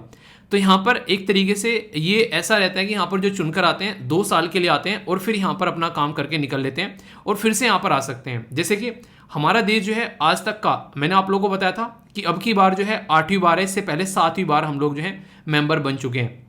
और यहाँ पर भी आप लोग देखते हैं जापान 11 बार बन चुका है, ब्राजील 10 बार बन चुका है, अर्जेंटीना 9 बार और इंडिया 8 बार और पाकिस्तान भी यहाँ पर 7 बार मेंबर बन चुका है। तो ये चीज़ें, और अभी हम लोग जीते बड़ी शानदार जीत से। तो ये सारी वो बातें हैं जो मैंने आप लोगों से डिस्कस की थी, कोई भी कंफ्यूजन आप लोगों को यहाँ पर नहीं होना चाहिए। तो ये सारे जो पॉइंट्स हैं ना, ये बेसिकली ऐसे पॉइंट्स हैं जिनसे लगातार कई बार क्वेश्चन आप लोगों के बन जाते हैं। तो डेटा आप लोगों के पास में होगा तो आंसर लिखने में मजा आएगा और आंसर लिखने में मजा आएगा तो वहीं से तो सिलेक्शन आएगा, ठीक है। तो ये सारा डेटा अपने पास जरूर रखिएगा, इनके पीडीएफ रख सकते हैं आप लोग। इंटरेस्टिंग क्वेश्चन आप लोगों के सामने, G4 नेशन के बारे में बात की जा रही है जो यूएन सिक्योरिटी काउंसिल के अंदर में रिफॉर्म चाहते हैं। बोला जा रहा है ब्राजील है, इंडिया है, जर्मनी है और ऑस्ट्रेलिया है। तो सही आंसर यहाँ पर क्या है अगर इसके बारे में बात की जाए तो बताइए। अभी मैंने जो आप लोगों को बिग और एक वर्ड बोला था, क्या था? जापान। तो ऑस्ट्रेलिया की जगह जापान चिपका दिया यहाँ पर। तो ए में बोला गया 1 2 3, बी में बोला गया 2 3 4, सी में बोला गया 1 3 4 और डी में बोला गया ऑल ऑफ द अबव। तो आंसर क्या हो गया अभी बता दिया आप लोगों को, ए। जैसे ही क्वेश्चन पूछता हूँ तुरंत वीडियो को पॉज कर लिया करो, ठीक है। रियलिटी में अगर चाहते हो आप लोग उसको लंबे समय तक याद रखना तो छोटा सा काम जरूर करा करो ये मेरा, ओके। चलिए एक अपोजिट वाला क्वेश्चन पूछता हूँ। बात की जा रही है कि जो यूनाइटिंग फॉर कंसेंसस, इसमें जो नेशन है वो कौन कौन से हैं जो कि यहाँ पर रिफॉर्म के बारे में बात करते हैं? Pakistan, Italy, south Africa, Mexico, Egypt, Argentina. तो इसके अंदर कौन कौन से नेशन है ये आप लोगों को बताना है। ए में बोला गया है 1 2 3 4 5, बी में बोला गया है 2 3 4 5 6, सी में बोला गया है 1 2 3 4 5 6 और यहाँ पर जो डी में बोला गया ऑल ऑफ द अबव, ठीक है। तो ये आप लोगों को बताना है। कोई कंफ्यूजन आप लोगों को नहीं होना चाहिए यहाँ पर, क्योंकि अक्सर जो है आप लोगों से कंफ्यूजन में कई सारे पॉइंट जो हैं आप लोग मिस कर देते हैं। तो सही आंसर क्या है वो है सी। 1 2 4 5 6 यानी कि 3 नहीं है। साउथ अफ्रीका आप लोगों को यहाँ पर नहीं देखने को मिलेगा, ठीक है। तो इस तरीके से समझ सकते हैं। यहाँ पर एक छोटा सा मैप भी है, इसको देख सकते हैं। आंसर यहाँ पर सी हो गया। तो ऐसे क्वेश्चन आप लोगों से अक्सर एग्जाम में जो पूछे जाते हैं, ये मैंने आप लोगों को अटेम्प्ट करवा ही दिया था कि किस किस एरिया से कौन कौन से मेंबर आते हैं। क्वेश्चन को खुद अटेम्प्ट करो आप लोग, यहाँ पर ये रिपीट डाल दे ताकि आप लोगों का रिविजन हो जाए। तो उसमें आप लोग इसको अटेम्प्ट कर सकते हैं कि कौन कौन से एरिया में कितने मेंबर हैं। जैसे ईस्टर्न यूरोप में 2, लैटिन अमेरिका में 3, एशिया में 1, अफ्रीका में 2, तो 3। तो यहाँ पर ये अभी मैंने आप लोगों को बताया, इसको खुद से अटेम्प्ट करके आंसर आप लोगों को देना है। दोस्तों ये जो पोर्शन होता है ना, जिसमें आप लोगों को रिपोर्ट देखने को मिलती है, कोई इंडेक्स देखने को मिलता है या फिर कोई अवार्ड देखने को मिलता है, ये हर एक एग्जाम का ना दिल का टुकड़ा होता है। वो नहीं जिगर का टुकड़ा है, यहाँ से क्वेश्चन पूछेंगे। तो ये वाली चीजें आप लोगों को देखने को मिलती है। जब मैं मंथली वीडियो में बहुत सारी रिपोर्ट और इंडेक्स वगैरह डिस्कस कर रहा था, एक बच्चा कह रहा था कि सर इतनी कहाँ से लाते हो निकाल कर यार मैं कहाँ से निकाल के लाऊंगा, जो आती है वही आप लोगों के सामने लेकर आता हूँ। मैं कोई रिपोर्ट क्रिएट नहीं करता हूँ, ठीक है। कहाँ से लाते हो निकाल कर। अभी आप लोगों से बात करूंगा इंडिया की परफॉर्मेंस कैसी रही, और एक कॉन्सेप्ट के बारे में हम लोग जानेंगे जिसको बोलते हैं रूल ऑफ लॉ। तो सबसे पहले तो रूल ऑफ लॉ क्या है, अगर इसको समझा जाए तो सबसे पहले आप लोग ये समझ सकते हैं जैसे कि हमारा संविधान है। हमारे संविधान के अंदर में अगर आप लोग उसको देखोगे तो आप लोगों के लिए फंडामेंटल राइट है। पॉलिटिकल लीडर जो है उनको कैसे कैसे अपनी पॉलिटिकल पार्टी बनानी है, कैसे चीज़ों को रूल करना है, वो सारी बातें हैं। पर पॉलिटिकल लीडर भी एक इंसान है, तो वो फंडामेंटल राइट ऐसा थोड़ी ना हमारे लिए ही है, उनके लिए भी वो फंडामेंटल राइट है। तो यहाँ पर अगर बात करें रूल ऑफ लॉ के बारे में, तो ये एक पॉलिटिकल फिलोसफी है जिसमें चाहे सिटीजन हो, चाहे इंस्टीट्यूशन हो विद इन ए कंट्री, चाहे कोई मतलब एक तरीके से पॉलिटिकल लीडर हो या लॉ मेकर हो, वो सारे सेम लॉ फॉलो करते हैं। तो यानी कि एक कानून जो है वो सबके ऊपर लगेगा। किसी ने मर्डर कर दिया, अब चाहे वो नेता हो, चाहे वो आम आदमी हो, चाहे वो कोई रिक्शे वाला हो, चाहे वो कोई एक दूसरी किसी पोस्ट पर बैठा हो, सबको उसी तरीके की सजा मिलेगी जिस तरीके का कानून है यहाँ पर देश के अंदर में। यानी कि कानून की दादागिरी चलती है रूल ऑफ लॉ के अंदर में। अब यहाँ पर इस इंडेक्स की जब हम लोग बात करते हैं तो इसमें ये देखते हैं कि कौन कौन से देश के अंदर में ये जो रूल ऑफ लॉ वाला कॉन्सेप्ट है वो ढंग से फॉलो किया जा रहा है। क्योंकि बहुत सारे जो लोग हैं वो रखते तो हैं अपनी किताबों में चीजें, पर लेकिन अक्सर उनको इंप्लीमेंट नहीं करते हैं। यानी कि अपनी संविधान की किताब बना लेते हैं, उसमें चीजें रखी हुई हैं, पर लेकिन इंप्लीमेंट नहीं करेंगे, ठीक है। वो बस दुनिया को दिखाने के लिए कि हाँ भाई साहब हमारे भी यहाँ पास में संविधान है, ठीक है, वो वाली बातें हैं। तो यहाँ पर वर्ल्ड बैंक की ease of doing business report के बारे में हम लोगों ने डिस्कस किया था कई बार। अभी रिसेंटली यहाँ पर वो जो पर्टिकुलर रिपोर्ट थी वो रिसेंटली अभी यहाँ पर बंद भी की गई। क्यों? क्योंकि उसके अंदर बहुत सारी कमियां और खामियां यहाँ पर देखने को मिल रही थी।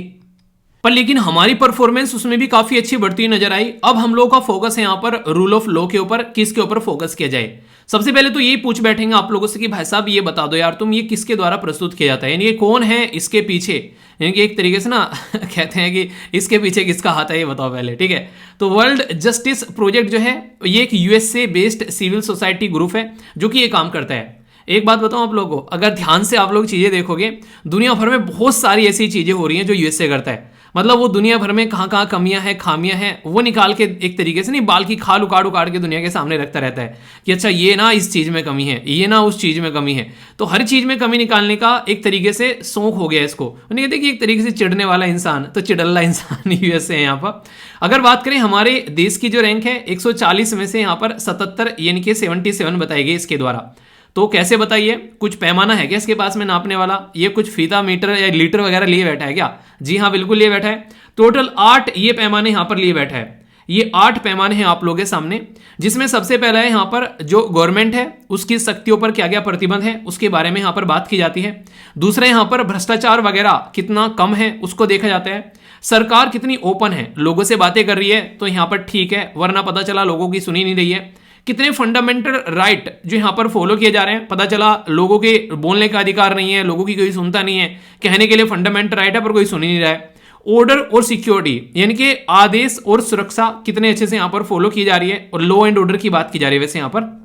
इसी के साथ में यहाँ पर किस तरीके से हमारे यहाँ पर बेसिकली रेगुलेटरी इन्फोर्समेंट है, कैसे यहाँ पर एक तरीके से चीजों को फॉलो किया जा रहा है। जस्टिस कैसे है, सिविल और क्रिमिनल लोगों को कितना मिल पा रहा है। पता चला कि यहाँ पर लोग जो हैं वो कोर्ट के चक्कर ही काट रहे हैं, उनको जस्टिस ही नहीं मिल पा रहा है। ये सारे पैमाने चेक करने के बाद में अपनी रिपोर्ट बनाते हैं, और जब ये सारे पैमाने चेक कर लिए इन्होंने, हमारी रिपोर्ट बनाई, तो इन्होंने हमारी रिपोर्ट जो है उसमें 77 पोजीशन रख दी लाकर। तो ये आप लोगों के लिए इंपॉर्टेंट क्वेश्चन बनता है। कोई ये पूछे कि आप लोगों से टॉप किसके द्वारा की गई है, तो पहले आप लोगों को यहाँ पर देखने को मिलेगा डेनमार्क, फिर हो गए यहाँ पर नॉर्वे, तो ऊपर को चल रहे हैं, तो ठीक है थोड़ा सा साइड में हो लेते हैं। फिर आप लोगों को यहाँ पर देखने को मिलेगा स्वीडन, और यहाँ पर सॉरी फिनलैंड, और यहाँ पर आप लोगों को देखने को मिलेगा स्वीडन। नीचे से टॉप किसके द्वारा किया गया है, तो ये किया गया है वेनेजुला के द्वारा, सबसे नीचे, ठीक है। तो वेनेजुला सबसे नीचे आप लोगों को यहाँ पर देखने को मिलेगा। तो ऊपर से टॉप किसके द्वारा किया गया और नीचे से टॉप किसके द्वारा किया गया, तो ये मैंने बता दिया। वैसे इसी के पड़ोस में आप लोग कंबोडिया देखने को मिलेगा, नीचे से दूसरे नंबर पर है। फिर अफगानिस्तान यहाँ पर नजर आ गया, ये नीचे से तीसरे नंबर पर है।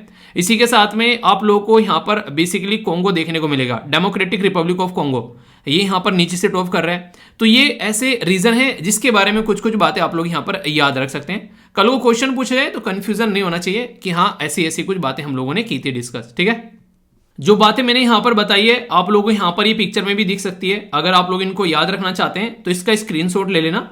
तो यहाँ पर प्रॉपर एक रूल ऑफ लॉ इंडेक्स के बारे में आप लोग कौन प्रस्तुत कर रहे हैं, तो ये कुछ बेसिक चीजें आप लोगों के सामने है, ठीक है। तो कंफ्यूजन आना नहीं है दोस्तों। एजुकेशन जो है वो बहुत इंपॉर्टेंट पार्ट है सोसाइटी का। अगर एजुकेशन को हम लोग ढंग से लेकर चल पाते हैं तो ये समझो कि बहुत सारी चीजें हम लोग सुधार पाते हैं। आप लोग इतनी सारी चीजें जान पा रहे हो, समझ पा रहे हो, आप लोग के आसपास में क्या सही हो रहा है क्या गलत हो रहा है उसको आप लोग देख पा रहे हो, तो ये कहीं ना कहीं आप लोगों का एजुकेशन ही है ना। आप लोगों ने चीजें सीखी है उसको आप लोग इंप्लीमेंट कर रहे हो जिंदगी में। तो इसी के बारे में आप लोगों से बात करूंगा। Higher Education Financing Agency. Higher education का मतलब क्या होता है, जैसे आप लोगों ने अपनी, जैसे नहीं पहले आप लोगों ने 10वीं करी, फिर अब 12वीं करी, फिर उसके बाद में आप लोग क्या चले गए, आप लोग ग्रेजुएशन के लिए चले गए। तो एक तरीके से कई बार क्या होता है कि इंसान जो है 10वीं 12वीं तो निपटा लेता है ठीक से, पर आगे पढ़ने के लिए या तो उसके पास में कई बार टाइम नहीं होता है। कई सारी से खासकर लड़कियों के बारे में बात करें, शादियां हो जाती हैं उससे पहले कि वो आगे अपनी पढ़ाई को कंटिन्यू करें। काफ़ी लार्ज स्केल पर ये दिक्कत देखने को मिलती है। इसीलिए गवर्नमेंट जो है वो एज जो है 18 से बढ़ाकर 21 की बात ये चली थी। ये रीज़न ये था कम से कम एजुकेशन तो कंप्लीट करें, अपनी ग्रेजुएशन तो कंप्लीट हो उनकी, ताकि ज़िंदगी में आगे चलकर अपने पैरों पर खड़ी हो सकें। तो ये कुछ बातें हैं।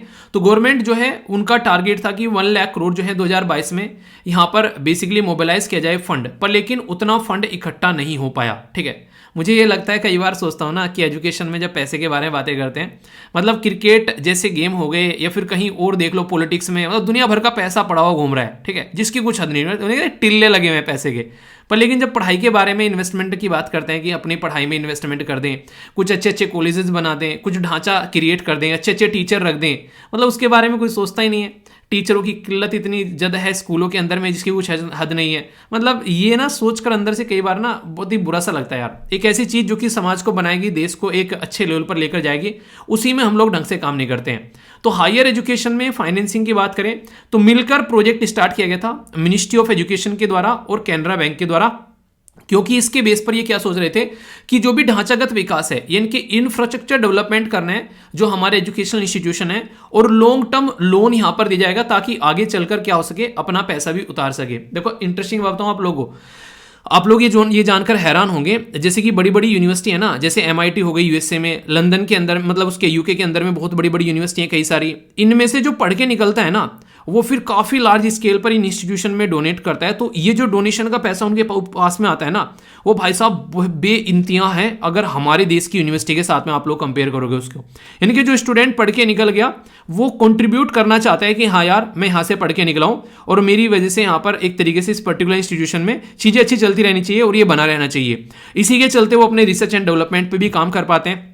पर हमारे देश में बहुत ही रेयर ऐसे लोग आप लोगों को देखने को मिलते हैं जो कि अच्छी पोजीशन पर पहुंच गए हैं और वो जिस एजुकेशन इंस्टीट्यूशन से पढ़कर हैं उसको सपोर्ट करते हुए नजर आएंगे, बहुत ही कम देखने को मिलते हैं। तो ये काफ़ी सारी दिक्कतें हैं। इसके ऊपर एक आर्टिकल भी मैंने एक बार पढ़ा था, तो ये बातें इसलिए बता पा रहा हूँ आप लोगों को क्योंकि हमारे देश में इसके ऊपर काम किया जा रहा है कि क्यों ना यूनिवर्सिटी को सेल्फ फंडेड एक मॉडल तैयार किया जाए कि गवर्नमेंट के पैसे के ऊपर डिपेंडेंट ही ना रहे, वो अपना कुछ ऐसा जुगाड़ देख ले। क्योंकि एक तरीके से जो ये इस तरीके का सिस्टम होता है ना, जहां पर किसी चीज के ऊपर डिपेंडेंट रहते हैं, वो चीजें ढंग से नहीं चल पाती है, उसमें कोई ना कोई कमी रह जाती है कि हाँ पैसा आएगा तो चलेगा, नहीं तो नहीं। पर लेकिन एक फ्लो हो रिवेन्यू का, आप लोग सोचो आप लोगों ने जॉब कहीं स्टार्ट कर दी, वहां पर पता चला इस महीने सैलरी आ रही है, अगले महीने सैलरी मिल ही नहीं रही है, तो क्या आप लोग ऐसी जगह काम करना पसंद करोगे? और एक ऐसी जगह हो जहां पर 1 तारीख को आप लोगों को तुरंत जो है सैलरी मिल जा रही है।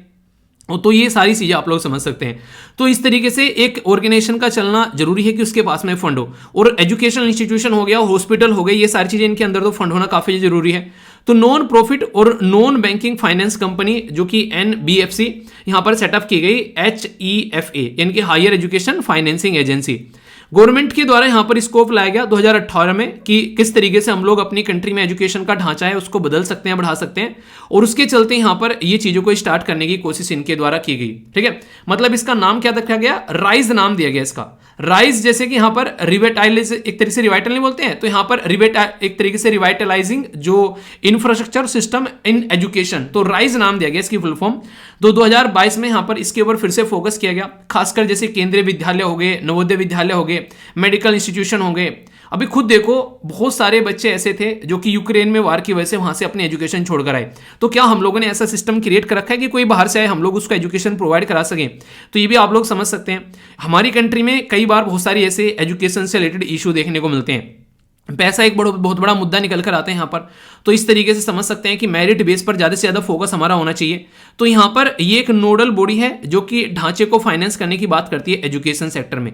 तो किसके द्वारा मिलकर काम किया जा रहा है, किस पर्टिकुलर एरिया में ये काम कर रहे हैं, यहाँ पर किस तरीके से यहाँ पर ये क्रिएट की गई है। तो ये कुछ बेसिक चीज़ें हैं जो आप लोगों से पूछी जाए अगर, तो रहेगा पता, तो फिर आंसर नहीं छूटेगा आप लोगों का, क्वेश्चन आप लोग अच्छे से अटेम्प्ट कर पाओगे। ठीक है, तो बेसिक इंफॉर्मेशन है ये। काफी इंपॉर्टेंट आप लोगों से एक पर्टिकुलर चैलेंज के बारे में पूछा जा सकता है। हमारे देश में जो मिनिस्ट्री ऑफ रूरल है उसके द्वारा यहाँ पर ये बेसिकली एक चैलेंज लेकर आया गया है जिसका नाम यहाँ पर रखा गया प्रज्वला चैलेंज। ठीक है, तो इसके बारे में बात करेंगे आखिर इसका मतलब क्या है। और यहाँ पर ये एप्लीकेशन ओपन किए गए इसके लिए 29 दिसंबर से लेकर 31 जनवरी तक इसके एप्लीकेशन यहाँ पर चलने वाले हैं ताकि चीज़ों को अच्छे से लेकर चला जा सके। तो क्या है ये पूरा चैलेंज, इसके पीछे हम लोग बात करेंगे। देखिए आज की डेट में ना अगर किसी गांव से आप लोग आते हैं तो ये चीज़ें आप लोग कनेक्ट कर पाएंगे। गांव में, खेतों में आज की डेट में भी जब दवाइयाँ छिड़की जाती हैं खेत के अंदर में, तो खुद इंसान जाकर वो दवाइयों को छिड़कने का काम करता है। ठीक है, आप लोग समझ सकते हैं। यहाँ पर खेतों में आज की डेट में भी आप लोगों को देखने को मिलेगा कई जगह जो है मशीन कम है। आज की डेट में भी आप लोगों को जैसे झोटा बुग्गी हो गया, गाड़ी वगैरह, ये सारी चीज़ें इस्तेमाल की जा रही है। ट्रैक्टर बहुत कम लोगों के पास में है आज की डेट में भी हमारे देश के अंदर में। तो यानी कि मैकेनाइजेशन हमारी देश में एग्रीकल्चर का आज भी काफ़ी कम है, जिसके ऊपर हम लोग को फोकस देकर चलना चाहिए। इसी के साथ में स्किल्ड जो लेबर फोर्स है, एक तरीके से जो रियलिटी में एक तो है कि एक इंसान है पढ़ा लिखा, वो कोई और काम कर रहा है, पर जो भी यहाँ पर एग्रीकल्चर में कोई पढ़ाई करके जाता है वो क्या एग्रीकल्चर करना पसंद करता है, उसमें कोई रिफॉर्म लाना पसंद करता है, तो उसके ऊपर हम लोग को काम करना चाहिए। आज की डेट में जो यूथ है ना, एक किसान ऐसा इंसान है जो कभी नहीं चाहता उसका बच्चा जो है वो किसान बने। सबसे खतरनाक चीज़ है। एक एक्टर होगा वो चाहेगा मेरा बच्चा एक्टर बन जाए, एक पॉलिटिशियन होगा वो चाहेगा मेरा बच्चा पॉलिटिशियन बन जाए, एक आईएएस होगा वो चाहेगा कि मेरा बच्चा आईएएस बन जाए, पर एक किसान कभी नहीं चाहता है कि उसका बच्चा किसान बन जाए। और वही किसान जो है वो सबका पेट भर रहा है। तो कोई तो दिक्कत है ना। इस दिक्कत को फोकस करने के लिए यहाँ पर हमारे देश के अंदर में, ताकि गांव की इकोनॉमी को रिफॉर्म किया जा सके और लोगों का माइंडसेट जो है वो भी डेवलप किया जा सके, बदला जा सके, इसके चलते यहाँ पर ये पर्टिकुलर एक जिसका नाम रखा गया यहाँ पर प्रज्वला चैलेंज लेकर आया गया है। ये मिनिस्ट्री ऑफ रूरल डेवलपमेंट का है। इसमें आइडिया, सॉल्यूशन, एक्शन, क्या हम लोग गांव की जो अर्थव्यवस्था है उसको ट्रांसफॉर्म कर सकते हैं, तो उसके ऊपर पूरा फोकस यहां पर आने वाला है। आप लोग खुद सोचो, आज की डेट में गांव से लोग बाहर क्यों निकल रहे हैं? भाई साहब शादी हो गई तो बच्चों की पढ़ाई करनी है, एजुकेशन देनी है, कल को कोई बीमार हो जाए तो हॉस्पिटल वगैरह ढंग का नहीं है, उसकी दिक्कत देखने को मिलती है। इलेक्ट्रिसिटी जो है उसकी बहुत सारी प्रॉब्लम आप लोगों को देखने को मिलती है। तो बहुत सारे ऐसे इशू हैं आज की डेट में। आज की डेट में भी खासकर जब हम लोग बात करें, आज़ादी की 75वीं सालगिरह हम लोग सेलिब्रेट कर निकल रहे हैं और हमारे देश में बहुत सारी कमी खामियां हैं, तो इनके ऊपर फोकस देना जरूरी है। तो किस तरीके से हम लोग गांव में स्टार्टअप स्टार्ट कर सकते हैं, प्राइवेट सेक्टर को इन्वाइट कर सकते हैं, किस तरीके से हम लोग फोकस कर सकते हैं जो वुमेन पर, जिनको हम लोग नॉर्मली काउंट ही नहीं करते हैं कि हाँ सोसाइटी में ये भी पार्ट है। कई बार ऐसा मार्जिनलाइज सेक्शन है सोसाइटी में, हम लोग बिल्कुल इग्नोर करते हैं। तो इसके ऊपर भी फोकस देने की बात यहां पर की जा रही है। अभी एक इंटरेस्टिंग एक ट्रेंड देखने को मिल रहा है। जो बड़ी बड़ी कंपनी है ना, वो आज के डेट में अपने जो स्टोर, जो अपने मैन्युफैक्चरिंग हाउस बना रही है, वो गांव के आसपास में ज्यादा बनाती हुई नजर आ रही है। इसके बहुत सारे रीजन है। एक तो सिटीज में जो है उनको ज्यादा जगह नहीं मिल पा रही है, जिसकी वजह से उनको काफी रेंट भी ज्यादा पे करना पड़ता है। इसके चलते जो उनकी लेबर कॉस्ट है वो भी कम हो जाती है। आसपास वाले रीजन में उनको जो इतना ज्यादा पे नहीं करना पड़ता है। इसी के साथ में पानी वगैरह ये सारी चीजें भी उनको ज्यादा मिल जाती है और ज्यादा पोल्यूशन से रिलेटेड नॉर्म्स भी उनको फॉलो नहीं करने पड़ते हैं। यानी कि मजबूरी की वजह से यहाँ पर ये गांव की तरफ को आ रहे हैं। तो पॉजिटिविटी है एक तरीके से गांव के लिए, पर लेकिन गांव में उनको एक तरीके से ध्यान भी रखना पड़ेगा कि पता चला वहां पर बिल्कुल ही एक तरीके से ना कचरा फैला दिया, बिल्कुल सारी चीजें खराब कर डाली, गांव का भी एक ऐसा एरिया बना दिया कि वहां भी सारी चीजें पॉल्यूटेड हो गई और सब कुछ बेकार हो गया। तो उसके ऊपर भी एक नजर रखना जरूरी है। यानी कि गांव को डेवलप करना है, पर लेकिन इतना भी बेकार नहीं बना देना है उसको कि वहां पर चीजें जो है बिल्कुल ही कुछ फर्क ही ना रह जाए, कि जो एक हरियाली है, जो एक नेचुरल चीजें हैं, वो सब खराब होती नजर आए। तो लोकलाइज्ड मॉडल लेकर आना है, कॉस्ट इफेक्टिव सॉल्यूशन होना चाहिए कि हाँ सही है, प्रॉब्लम के सॉल्यूशन निकल आ रहे हैं। तो लॉन्च किया गया था यहां पर ये सारी चीजें अंडर दीनदयाल अंत्योदय योजना, नेशनल रूरल लाइवलीहुड मिशन के तहत यहां पर ये चीजें देखने को मिली।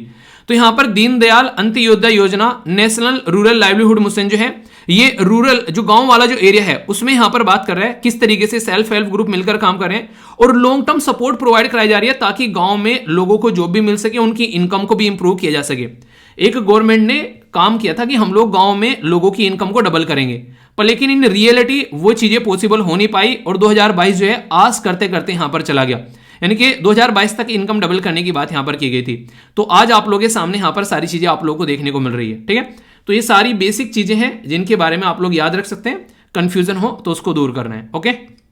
ये काफी इंपॉर्टेंट है, यहां पर बात की जा रही है इंटरनेशनल जो ईयर ऑफ मिलेट्स, यानी कि जो एक तरीके से यहां पर बात की जा रही है कि जो इंटरनेशनल ईयर ऑफ मिलेट्स है उसको फोकस किया जा रहा है। तो इसके चलते यहां पर क्या है कि सेंट्रल मिनिस्ट्री जो है, स्टेट गवर्नमेंट जो है और इंडिया की जो एम्बेसीज हैं उनको सबको रिसेंटली अभी इन्वाइट किया गया और उनको बोला गया कि हम लोग कैसे अपने मोटे अनाज के ऊपर फोकस कर सकते हैं। मैं आप लोगों को बता दूं अभी भी यहां पर इसके बारे में, जब कभी दादाजी के पास में हम लोग बैठा करते थे, कई बार बात किया करता था, तो उस टाइम पर जब कई बार ना पुरानी बातें बताने बैठ जाते हैं हमारे बुजुर्ग लोग, तो कई सारी बातें बताते हैं, तो कई बार रोटी के बारे में बातें होती थी। तो मेरे दादाजी क्या करते थे, वो जो रोटी खाया करते थे वो कई बार ना जैसे चून को रख देते हैं वैसे एक तरीके से गोद कर, और उसके बाद में फिर यहाँ पर लंबा टाइम हो जाता है उसकी रोटी बनवाते थे, क्योंकि उससे रोटी जो नरम बनती है। अभी ना आजकल क्या होता है, फटाफट जो आटे को गोथा और तुरंत तुरंत रोटी बना दी, तो उसमें और एक आटा जो थोड़ा लंबे समय से गुथा हुआ रखा है उसकी रोटी बनाने में आप लोगों को फर्क नजर आएगा, ठीक है। तो थोड़ा सा लंबे समय का जो आटा होता था उसकी रोटी वो खाया करते थे। तो कई बार रोटी के बारे में बातें होती थी, तो पुराने टाइम पे बाजरा की, मक्का की वो रोटियां मिला करती थी। गेहूं की रोटी तो मेहमानों के लिए बना करती थी कि मेहमान आएंगे तो गेहूं की रोटी बनेगी, पर लेकिन आज की डेट में ये गेहूं की रोटी जो है वो लोग खाने लगे हैं और बाजरा मक्का की रोटी मेहमानों के लिए बनने लगी है। तो 180 डिग्री शिफ्ट आ गया आज की डेट में, अगर आप लोग चीजों को देखोगे। तो इसके ऊपर काम करना बेसिकली जरूरी है, क्योंकि उसके अंदर में जितनी ताकत होती है, आज के टाइम में जानवरों को खिलाते हैं हम लोग यहाँ पर खल, दलिया, बिनोले वगैरह ये सारी चीजें, और वो आप लोग सोचो उस टाइम पर इंसान खाते थे। आज के डेट में इंसान पचा भी नहीं पाएगा, इतना ज्यादा वो एक तरीके से आज के डेट में नहीं एक अपनी मेहनत से एक दूर रहने लगा आज के डेट में। तो ये चीजें आप लोग समझ सकते हैं। तो उसके ऊपर फिर से फोकस किया जाए, तो दालों के ऊपर फोकस किया जाएगा तो और अच्छे से हम लोग इनको सपोर्ट कर पाएंगे। तो इंटरनेशनल लेवल पर भी इसको रिकॉग्नाइज करा लिया कि हाँ यार इसके ऊपर फोकस देना जरूरी है, क्योंकि बहुत बड़ा प्रोटीन का सोर्स भी होते हैं, और प्रोटीन जो होता है वो बिल्डिंग ब्लॉक होता है हमारी बॉडी का, तो इसलिए ये काफी इंपॉर्टेंस यहां पर रखता है, ठीक है। इंडिया के द्वारा पाकिस्तान से पूछा गया कि भाई साहब हमारे जो फिशरमैन हैं उनको यार रिलीज कर दो, छोड़ दो यार। तो बहुत सारे हमारे सिविलियन, लगभग 2 सिविलियन प्रिजनर भी है, और बहुत सारे फिशरमैन है जो मछली पकड़ने जाते हैं, उनको पकड़ ले जाता है। तो हमारी कंट्री और जो पाकिस्तान के बीच में लिस्ट शेयर की जाती है 1 जनवरी और 1 जुलाई को। तो याद रखना अभी यहां पर जनवरी गई, तो इसकी वजह से यहां पर ये रिसेंटली न्यूज में आ चुका है। तो बेसिक है, पता होना चाहिए। ये आप लोगों को देखने को मिलेगा कि इंडिया के द्वारा साइन किया गया comprehensive migration and mobility partnership agreement, जिसको MMPA बोला गया यहां पर। अभी आप लोगों को पता है कि एक्सटर्नल अफेयर मिनिस्टर साहब जो हैं वो ऑस्ट्रिया की विजिट पर गए, तो यहां पर उस टाइम पर यहां पर बात की गई कि बहुत सारे ऐसे इंडियन हैं जो कि माइग्रेट कर कर यहां पर आते हैं, तो कैसे उनके ऊपर फोकस देकर चला जाए। तो ये काफी इंपॉर्टेंट है यहां पर। तो ये ऑस्ट्रिया के ऊपर फोकस दिया गया कि हमारे देश के लोग वहां पर आते हैं तो कैसे फोकस दिया जाए। ऐसे मुद्दे तो कई सारे डिस्कस किए गए, यूक्रेन का मुद्दा डिस्कस किया गया, न्यूक्लियर इशू डिस्कस किया गया, उसी टाइम पर टेररिस्ट अटैक हुआ हमारे देश के अंदर में, तो वो टेररिस्ट अटैक जो है वो डिस्कस किया गया। तो मुद्दे तो बहुत सारे डिस्कस किए गए, ऐसी बात नहीं है कि मुद्दे नहीं थे यहाँ पर लेकिन यही है कि हाँ जो मेन फोकस था यहाँ पर, ये काफी बड़ा था यहाँ पर माइग्रेशन वाला मुद्दा, जिसकी वजह से यहाँ पर इसके ऊपर भी बातें की गई, ठीक है। अनिल कुमार, जिनका नाम है अनिल कुमार लाहौती, तो ये रिसेंटली अभी यहाँ पर रेलवे बोर्ड के चेयरमैन और CEO बने हैं यहाँ पर। तो ये कई बार डायरेक्ट क्वेश्चन बन जाते हैं, जो पर्सनैलिटी होते हैं न्यूज में उनके बारे में आप लोगों से पूछा जा सकता है, ठीक है। अभी यहाँ पर सुप्रीम कोर्ट के द्वारा अभी वर्डिक्ट जो दिया गया यहाँ पर, ये डीमोनेटाइजेशन के ऊपर वर्डिक्ट दिया गया। इसमें क्या था बेसिकली, डीमोनेटाइजेशन का बेसिकली अगर आप लोग समझोगे तो हमारे देश में 500 और 1000 के नोट जो थे वो बंद कर दिए गए। तो ये जो बंद कर दिए गए, तो सुप्रीम कोर्ट ने देखा कि किस तरीके से इन नोट्स को बंद किया गया है, क्या प्रॉपर प्रोसीजर फॉलो किया गया है यहां पर गवर्नमेंट के द्वारा। तो सुप्रीम कोर्ट ने बोला कि पूरा प्रोसीजर फॉलो किया गया है, कोई भी कमी गलती यहां पर गवर्नमेंट की उसमें नहीं है, पर हां उसका इंपैक्ट क्या पड़ा है समाज के ऊपर में, उसके ऊपर कोई डिस्कशन नहीं हुआ है। इनके सुप्रीम कोर्ट में बस प्रोसीजर को देखा गया है, पर लेकिन इंपैक्ट को नहीं देखा गया कि वो इंपैक्ट पॉजिटिव था या नेगेटिव था। सबसे ज्यादा जो अपोजिशन क्रिटिसाइज कर रही है वो ये बता रही है कि जब यहाँ पर ये बेसिकली किया गया डिमोनेटाइजेशन, उस टाइम पर गवर्नमेंट ने चिल्ला चिल्ला कर बोला था कि ब्लैक मनी जो है उसको हम लोग खत्म कर देंगे, ब्लैक मनी सारी देश के अंदर में आ जाएगी। और एक काफी ज्यादा फेमस हुई थी मोदी जी की एक पर्टिकुलर स्पीच की एक कटिंग, जिसे बोला था कि अगर ब्लैक मनी आ जाए तो हर एक इंसान के खाते में 15-15 लाख रुपए आ जाएंगे। तो गवर्नमेंट ने क्या किया, जैसे ही दिखा कि यहां पर पैसा जो है सारा वापस आ गया है, तो उस मुद्दे से यहां पर चेंज होकर गवर्नमेंट ने बात करनी स्टार्ट कर दी कि डिजिटल ट्रांजैक्शन कितना ज्यादा बढ़ गया है। यानी कि वो तो हुआ नहीं, पर लेकिन डिजिटल के ऊपर बात करनी स्टार्ट कर दी। हालांकि जाने अनजाने में अच्छी चीज हो गई, पर लेकिन फिर भी जो मुद्दा था वो कुछ और था, उसकी वजह से रिजल्ट कुछ और आ गया। ये बिल्कुल ऐसे ही है जैसे आप लोग तैयारी करने बैठते हो यूपीएससी की, कई सारे दूसरे एग्जाम आसानी से निकल जाते हैं, ठीक है। तो वही है कि यहाँ पर चलो ये भी एक मुद्दा था, चलो ये सोल्व हो गया, पर लेकिन जो मेन मुद्दा था उससे यहाँ पर कोई बात नहीं कर रहा है फिर, तो अपोजिशन उसको लेकर यहाँ पर बैठी है, ठीक है। तो दोनों ही अपनी जगह मुद्दे हैं जिनके ऊपर बातें की जानी चाहिए। Union minister doctor Jitendra Singh जो हैं उनके द्वारा अभी यहाँ पर साइंस विजन की बात की गई 2023 के लिए न्यू दिल्ली के अंदर में, तो ये भी एक मुद्दा था जो कि समझ सकते हो। मिनिस्ट्री ऑफ ट्राइबल अफेयर और अमेजन के द्वारा कोलैबोरेशन किया गया फ्यूचर इंजीनियरिंग प्रोग्राम्स के ऊपर, क्या क्या किस तरीके से चीजों को लेकर चला जाए। तो ये भी एक काफी इंपॉर्टेंट जो इशू है जो कि आप लोगों से पूछा जाए तो कंफ्यूजन नहीं होना चाहिए। डायरेक्ट क्वेश्चन आप लोगों से पूछा जा सकता है कि उत्कर्ष 2 जो है वो क्या है। तो रिजर्व बैंक ऑफ इंडिया के गवर्नर जो हैं जिनका नाम है यहाँ पर शक्तिकांत दास, उनके द्वारा उत्कर्ष 2 जो है वो लॉन्च किया गया, उसका सेकंड फेज यहाँ पर, जिसके चलते ये कोशिश की जाएगी कैसे जो बैंक है उसका सुपरविजन और रेगुलेटरी एक फ्रेमवर्क जो है वो ढंग से इंप्लीमेंट किया जाए, क्योंकि बहुत सारी दिक्कतें यहाँ पर देखने को मिलती हैं, तो उसको सोल्यूशन निकाला जाए, ठीक है। पहला जो लॉन्च किया गया था 2019 में लॉन्च किया गया था, अभी 2022 में उत्कर्ष 2 लॉन्च किया गया, ताकि यहाँ पर जो एक तरीके से सही तरीके से चीजों को लेकर चला जा सके। और टारगेट रखा गया 2023 से लेके 2025 तक का यहाँ पर बैंकिंग सिस्टम में बहुत सारी चीजें इनको इंप्रूव करनी है, तो ये इनका टारगेट भी है यहाँ पर। तो ये काफी इंपॉर्टेंट है यहाँ पर, जिसके चलते चीजों को सुधारने की कोशिश यहाँ पर की जा रही है, क्योंकि बहुत सारी चीजें जैसे एनपीओ हो गया, बहुत सारे और इशू निकल कर आते हैं। तो कहीं ना कहीं एक डिजिटल करेंसी के ऊपर बात कर रहे हैं, इन्वायरमेंट फ्रेंडली चीजों को लेकर चल रहे हैं, स्किल ह्यूमन रिसोर्सेज के बारे में बात की जा रही है, एथिक्स के बारे में बात की जा रही है, नेशनल और ग्लोबल रोल क्या हो सकता है उसके बारे में बात की जा रही है, सिटीजन को कैसे और अच्छे से अवेयर कराना है, स्ट्रेंथन करना है, उसके बारे में बात की जा रही है। तो वो सारी चीजें हैं ताकि सोसाइटी में इंप्रूवमेंट लेकर आया जा सके। याद रखिएगा रिजर्व बैंक ऑफ इंडिया जो स्टैब्लिश किया गया था हमारी कंट्री में, वो 1934 में जो बेसिकली एक्ट आया था उसके बेस पर हम लोगों ने इसको बनाया था, ठीक है। कौन थे पहले गवर्नर? आरबीआई के सबसे पहले गवर्नर, और आजादी के बाद पहले गवर्नर, ये आप लोग बताइए, देखता हूं कौन सही आंसर देता है। जीएसटी का कलेक्शन जो है वो काफी अच्छा यहाँ पर रिसेंटली अभी देखने को मिल रहा है, तो 15% जो है वो बढ़ गया है यहाँ पर 1.5 लाख करोड़ ये दिसंबर के महीने में। तो अच्छी चीज है, हमारी इकोनॉमी में जितना अच्छा पैसा कलेक्ट होता है इसका मतलब है कि देश जो है वो तरक्की कर रहा है, ठीक है। Centre for monitoring Indian economy, जिसको CMIE रिपोर्ट आप लोग बोलते हो, ये अनएम्प्लॉयमेंट के बारे में यहाँ पर बात करती है। तो 8.3 इन दिसंबर था, हाईएस्ट रहा 16th मंथ के अंदर में। मतलब क्या है इसका मतलब यहां पर यह कि जैसे कि अगर आप लोग बात करो अनएम्प्लॉयमेंट के बारे में, तो बेरोजगारी बढ़ी है अभी रिसेंटली। तो यहां पर यह सोचने वाली बात है कि हमारे देश का जो नवयुवक है उसको प्रॉपर रोजगार नहीं मिल पा रहा है, तो इसके ऊपर काम करना जरूरी है। फोरेक्स रिजर्व जो है वो ड्रॉप हो गया है, यानी कि हमारा जो फोरेक्स जो करेंसी का जो इकट्ठा एक जगह भंडार है उसमें कमी आ गई यहाँ पर, तो इसके चलते बातें की जा रही है। हालांकि आरबीआई प्रस्तुत करता है, याद रखना डेटा को, इतना पूछा सकते हैं कितना ऊपर नीचे हो रहा है ये कोई मुद्दा नहीं है, इसको भूल जाओ, पर ये याद रखना कि फोरेक्स रिजर्व ये यहाँ पर इसका डेटा आरबीआई के द्वारा रिलीज किया जाता है, ये इंपॉर्टेंट है। स्पोर्ट्स के बारे में कुछ न्यूज है, जैसे यूकी भांबरी और राम कुमार जो रामानाथन है यहाँ पर वो सेकंड राउंड में एंटर कर गए यहाँ पर, ये महाराष्ट्र ओपन टेनिस में। तो डायरेक्ट पूछा जाए आप लोगों से कि किस पर्टिकुलर फील्ड के प्लेयर हैं यहाँ पर ये, तो ये टेनिस के साथ में कनेक्टेड है यहाँ पर, और अभी यहाँ पर महाराष्ट्र ओपन के बारे में बातें की जा रही है। बीसीएससीआई के द्वारा री इंट्रोड्यूस किया गया है योयो टेस्ट, और इसी के साथ में यहाँ पर डे का स्कैन जो है ये सिलेक्शन क्राइटेरिया रखा गया है प्लेयर्स के लिए। तो योयो हनी सिंह के नाम पर यहां पर ये योयो टेस्ट आप लोगों को देखने को मिलता है। मोटे मोटे तौर पर बोला जाए तो ये टेस्ट जो होता है वो फिटनेस का टेस्ट होता है, यानी कि फिटनेस चेक की जाती है योयो टेस्ट के अंदर में कि हाँ फिटनेस कैसी है इंसान की, उसके बेस पर फिर प्लेयर को जो है वो देखा जाता है। तो ये आप लोग याद रखिएगा। तो क्रिकेट में यहाँ पर इसका इस्तेमाल किया जा रहा है योयो टेस्ट का सिलेक्शन क्राइटेरिया एक तरीके से आप लोग बोल सकते हैं, इसको रख दिया जाता है कि हाँ किस तरीके से फिटनेस है यहाँ पर, ताकि प्लेयर जो है फिट रहे, तो ना किसी को भी कहीं पर भी ला कर रख लेंगे, ठीक है। तो ये फर्स्ट इंट्रोड्यूस किया गया था यहाँ पर फिटनेस टेस्ट यहाँ पर बेसिकली हमारे देश के अंदर में, जिसमें ये ये देखा जाता है कि एक तरीके से रनिंग स्पीड को देखा जाता है, स्टार्ट करना, फिनिश करना, फिर से वहीं पर उस पर्टिकुलर लाइन पर आना। तो कुछ कुछ ऐसी चीजें आप लोगों को देखने को मिलती है। बेसिकली यहाँ पर एक तरीके से आप लोग बोल सकते हैं कि एक पर्टिकुलर ये प्रोटोकॉल भी रखी गई थी कोविड-19 के टाइम पर, ताकि जो लोग हैं वो फिट रहे थोड़े से, खासकर क्रिकेटर जो हैं, ठीक है। तो ये एक इंपॉर्टेंट न्यूज आप लोग बोल सकते हैं। वर्ल्ड न्यूज के अंदर में बात करें तो आप लोगों को पता है यहाँ पर हम लोगों ने बात की थी यहाँ पर लूला डा सिल्वा। यहाँ पर इतना नाम कम से कम याद रखिएगा, ब्राजील के प्रेसिडेंट बन गए तीसरी बार, तो इन्होंने अभी यहाँ पर अपना ऑफिस संभाल लिया है। इसी के साथ में यहाँ पर जो क्रोएशिया है वो अभी स्विच हो गया है यहाँ पर यूरो के ऊपर, यानी कि पहले यहाँ पर यूरो यूज नहीं करता था, पर लेकिन क्रोएशिया जो है अब यूरो जोन में एंटर कर चुका है। एक नेक्स्ट कंट्री आप लोगों को देखने को मिलेगा।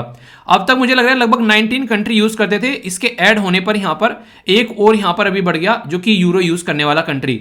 इसी के साथ में यहाँ पर नेपाल के जो प्राइम मिनिस्टर है पुष्पा कमल दहल, ये यहाँ पर अभी इनके द्वारा इनोग्रेट किया गया यहाँ पर पोखरा रीजनल इंटरनेशनल एयरपोर्ट। तो ये अभी नए नए प्राइम मिनिस्टर बने हैं और ये अपने काम पर लगे हैं। ये काफी इंपॉर्टेंट न्यूज है। स्पेस एक्स के द्वारा लॉन्च किए गए 54 अपग्रेडेड स्टारलिंक इंटरनेट सैटेलाइट। याद रखिएगा, इंपॉर्टेंट न्यूज आप लोगों से बन सकती है। स्टारलिंक जो यहाँ पर सैटेलाइट के बारे में अगर पूछे यहाँ पर, तो ये सैटेलाइट का एक समूह है, एक ग्रुप है, जिसमें यहाँ पर इंटरनेट की कनेक्टिविटी के बारे में बात की जाती है। लगभग 45 कंट्री को यहां पर कवर कर रहे हैं। यानी कि ऐसा है कि पूरी दुनिया में कैसे इंटरनेट जो है वो इसके ऊपर डिपेंड न करे कि वहां पर वायर का कनेक्शन नहीं जा पा रहा है, वहां पर लोग जो है उस एरिया में बैकग्राउंड एक बैकवर्ड एरिया में रहते हैं, ऐसा नहीं होना चाहिए। मतलब धरती पर कोई कहीं भी रहे उसको इंटरनेट मिलना चाहिए। तो ये इस इंसान की सोच है। ये ना एलियन प्राणी है, ये सारी out of the box thinking लेकर चलते हैं। तो टारगेट है कि ग्लोबल मोबाइल फोन सर्विस जो है उसके आफ्टर यहाँ 2023 में यहाँ पर एम है टारगेट करने का। स्टारलिंक 2019 में स्टार्ट किया गया था और 2023 में ये कंप्लीट करने वाला इंसान। इतने फास्ट तरीके से चीजों को लेकर चलता है ना, जिसकी कुछ हद नहीं है। तो आप लोग यहाँ पर इनको अप्रिशिएट कर सकते हैं इस पर्टिकुलर पर्पज के लिए, ठीक है। तो ये काफी इंपॉर्टेंट है, जो कि आप लोग याद रखिएगा। अब कौन बनेगा छोटू करोड़पति है, देखता हूं कौन कौन सही आंसर देता है, और इसके साथ में फिर हम लोग कई सारी चीजें यहां पर समझेंगे, ठीक है, जिसके चलते आप लोगों को फिर आंसर भी बताऊंगा। पहले एक बार अटेम्प्ट कर लिया करो इनको। बात की जा रही है यहां पर परजुला जो चैलेंज है वो किसके द्वारा लॉन्च किया गया? ट्राइबल जो है fair ministry, rural development, home affair, या फिर एग्रीकल्चर एंड जो फार्मर वेलफेयर।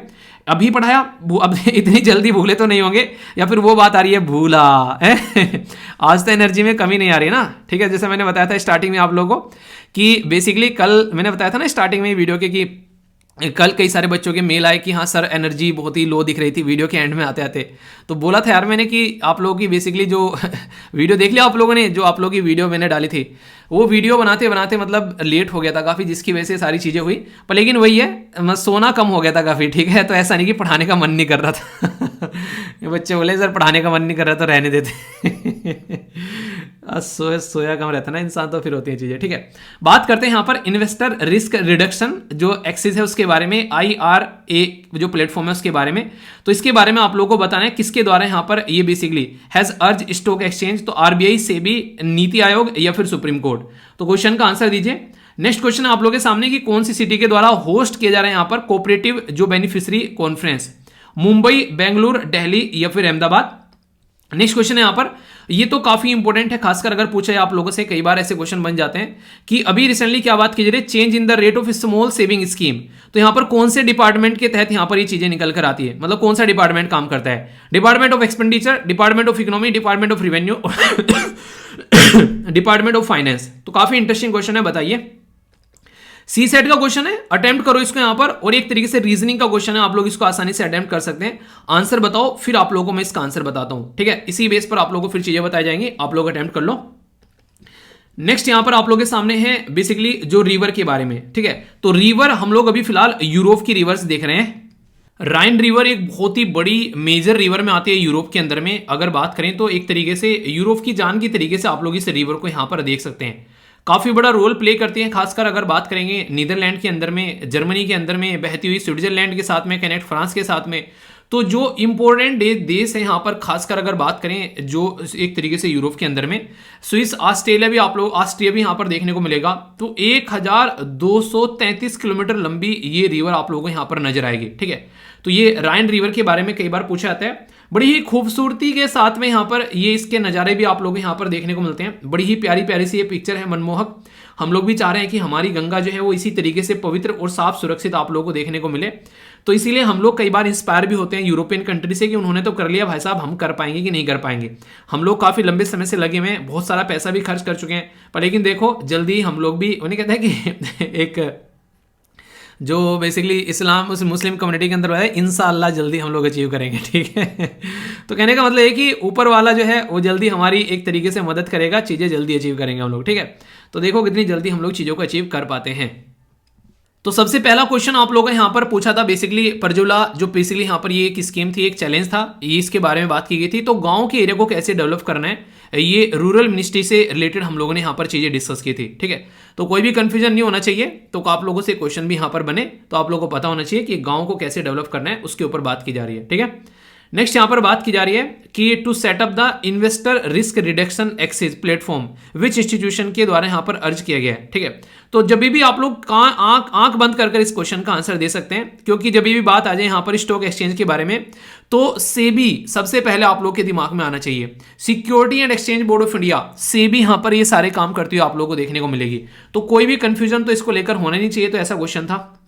आगे चले, कोऑपरेटिव जो यहाँ पर बेनिफिशियरी कॉन्फ्रेंस के बारे में अगर बात करें तो कोऑपरेटिव सोसाइटी काफ़ी इंपॉर्टेंट है हमारे देश में। ये एक तरीके से बात करें तो हमारे देश में जो ग्राउंड लेवल पर डेवलपमेंट का काम करती है। तो इससे रिलेटेड जो कॉन्फ्रेंस है वो अभी यहाँ पर बेसिकली बेंगलोर कर्नाटक के अंदर में यहाँ पर चीज़ें आप लोगों को देखने को मिली, ठीक है। तो फर्स्ट कोऑपरेटिव सोसाइटी हमारे देश में जो स्टैब्लिश की गई थी, ये भी आप लोगों को बता दूं क्वेश्चन के तौर पर आप लोग याद रख लेना। ये है बेसिकली एक पर्टिकुलर डिस्ट्रिक्ट है कर्नाटक के अंदर में, ठीक है। तो ये आप लोगों से क्वेश्चन के तौर पर पूछ ले, नहीं कई बार फैक्चुअल इंफॉर्मेशन पूछी जा सकती है। तो यहाँ पर ये है बेसिकली गदगल, ठीक है। तो गदग बेसिकली गदग बोलेंगे, GADAG, ठीक है। तो ये पर्टिकुलर यहाँ पर एरिया है, कर्नाटक के अंदर में डिस्ट्रिक्ट है। तो वहां पर 1905 में पहली कोऑपरेटिव जो है वो सोसाइटी हमारे देश के अंदर की आप लोगों को देखने को मिली। तो इस तरीके से बेसिक इंफॉर्मेशन है, तो कंफ्यूजन आना नहीं है, ठीक है। तो ये क्वेश्चन हो गया आप लोगों के सामने। आगे नेक्स्ट यहाँ पर ये बात मैंने डिस्कस आप लोगों से की थी। यहाँ पर ये अभी यहाँ पर अगर बात की जाए तो आप लोगों को पता है स्मॉल सेविंग जो स्कीम होती है यहाँ पर हमारे देश में बहुत एक हेल्प करती है लोगों की भी और गवर्नमेंट की भी। तो डिपार्टमेंट ऑफ इकोनॉमिक अफेयर के अंदर आप लोगों को ये सारी चीजें यहाँ पर देखने को मिलती हैं। तो आंसर क्या हो गया, आंसर यहाँ पर इसका बी हो गया, ठीक है। तो ये आर्थिक मामलों का जो विभाग है उसके साथ में आप लोग इसको कनेक्ट करके देख सकते हैं। बाकी सी सेट का क्वेश्चन कौन कौन अटेम्प्ट करता है ये बताओ ठीक से, ठीक है। कई सारे बच्चे जो है इसको स्किप कर देते हैं।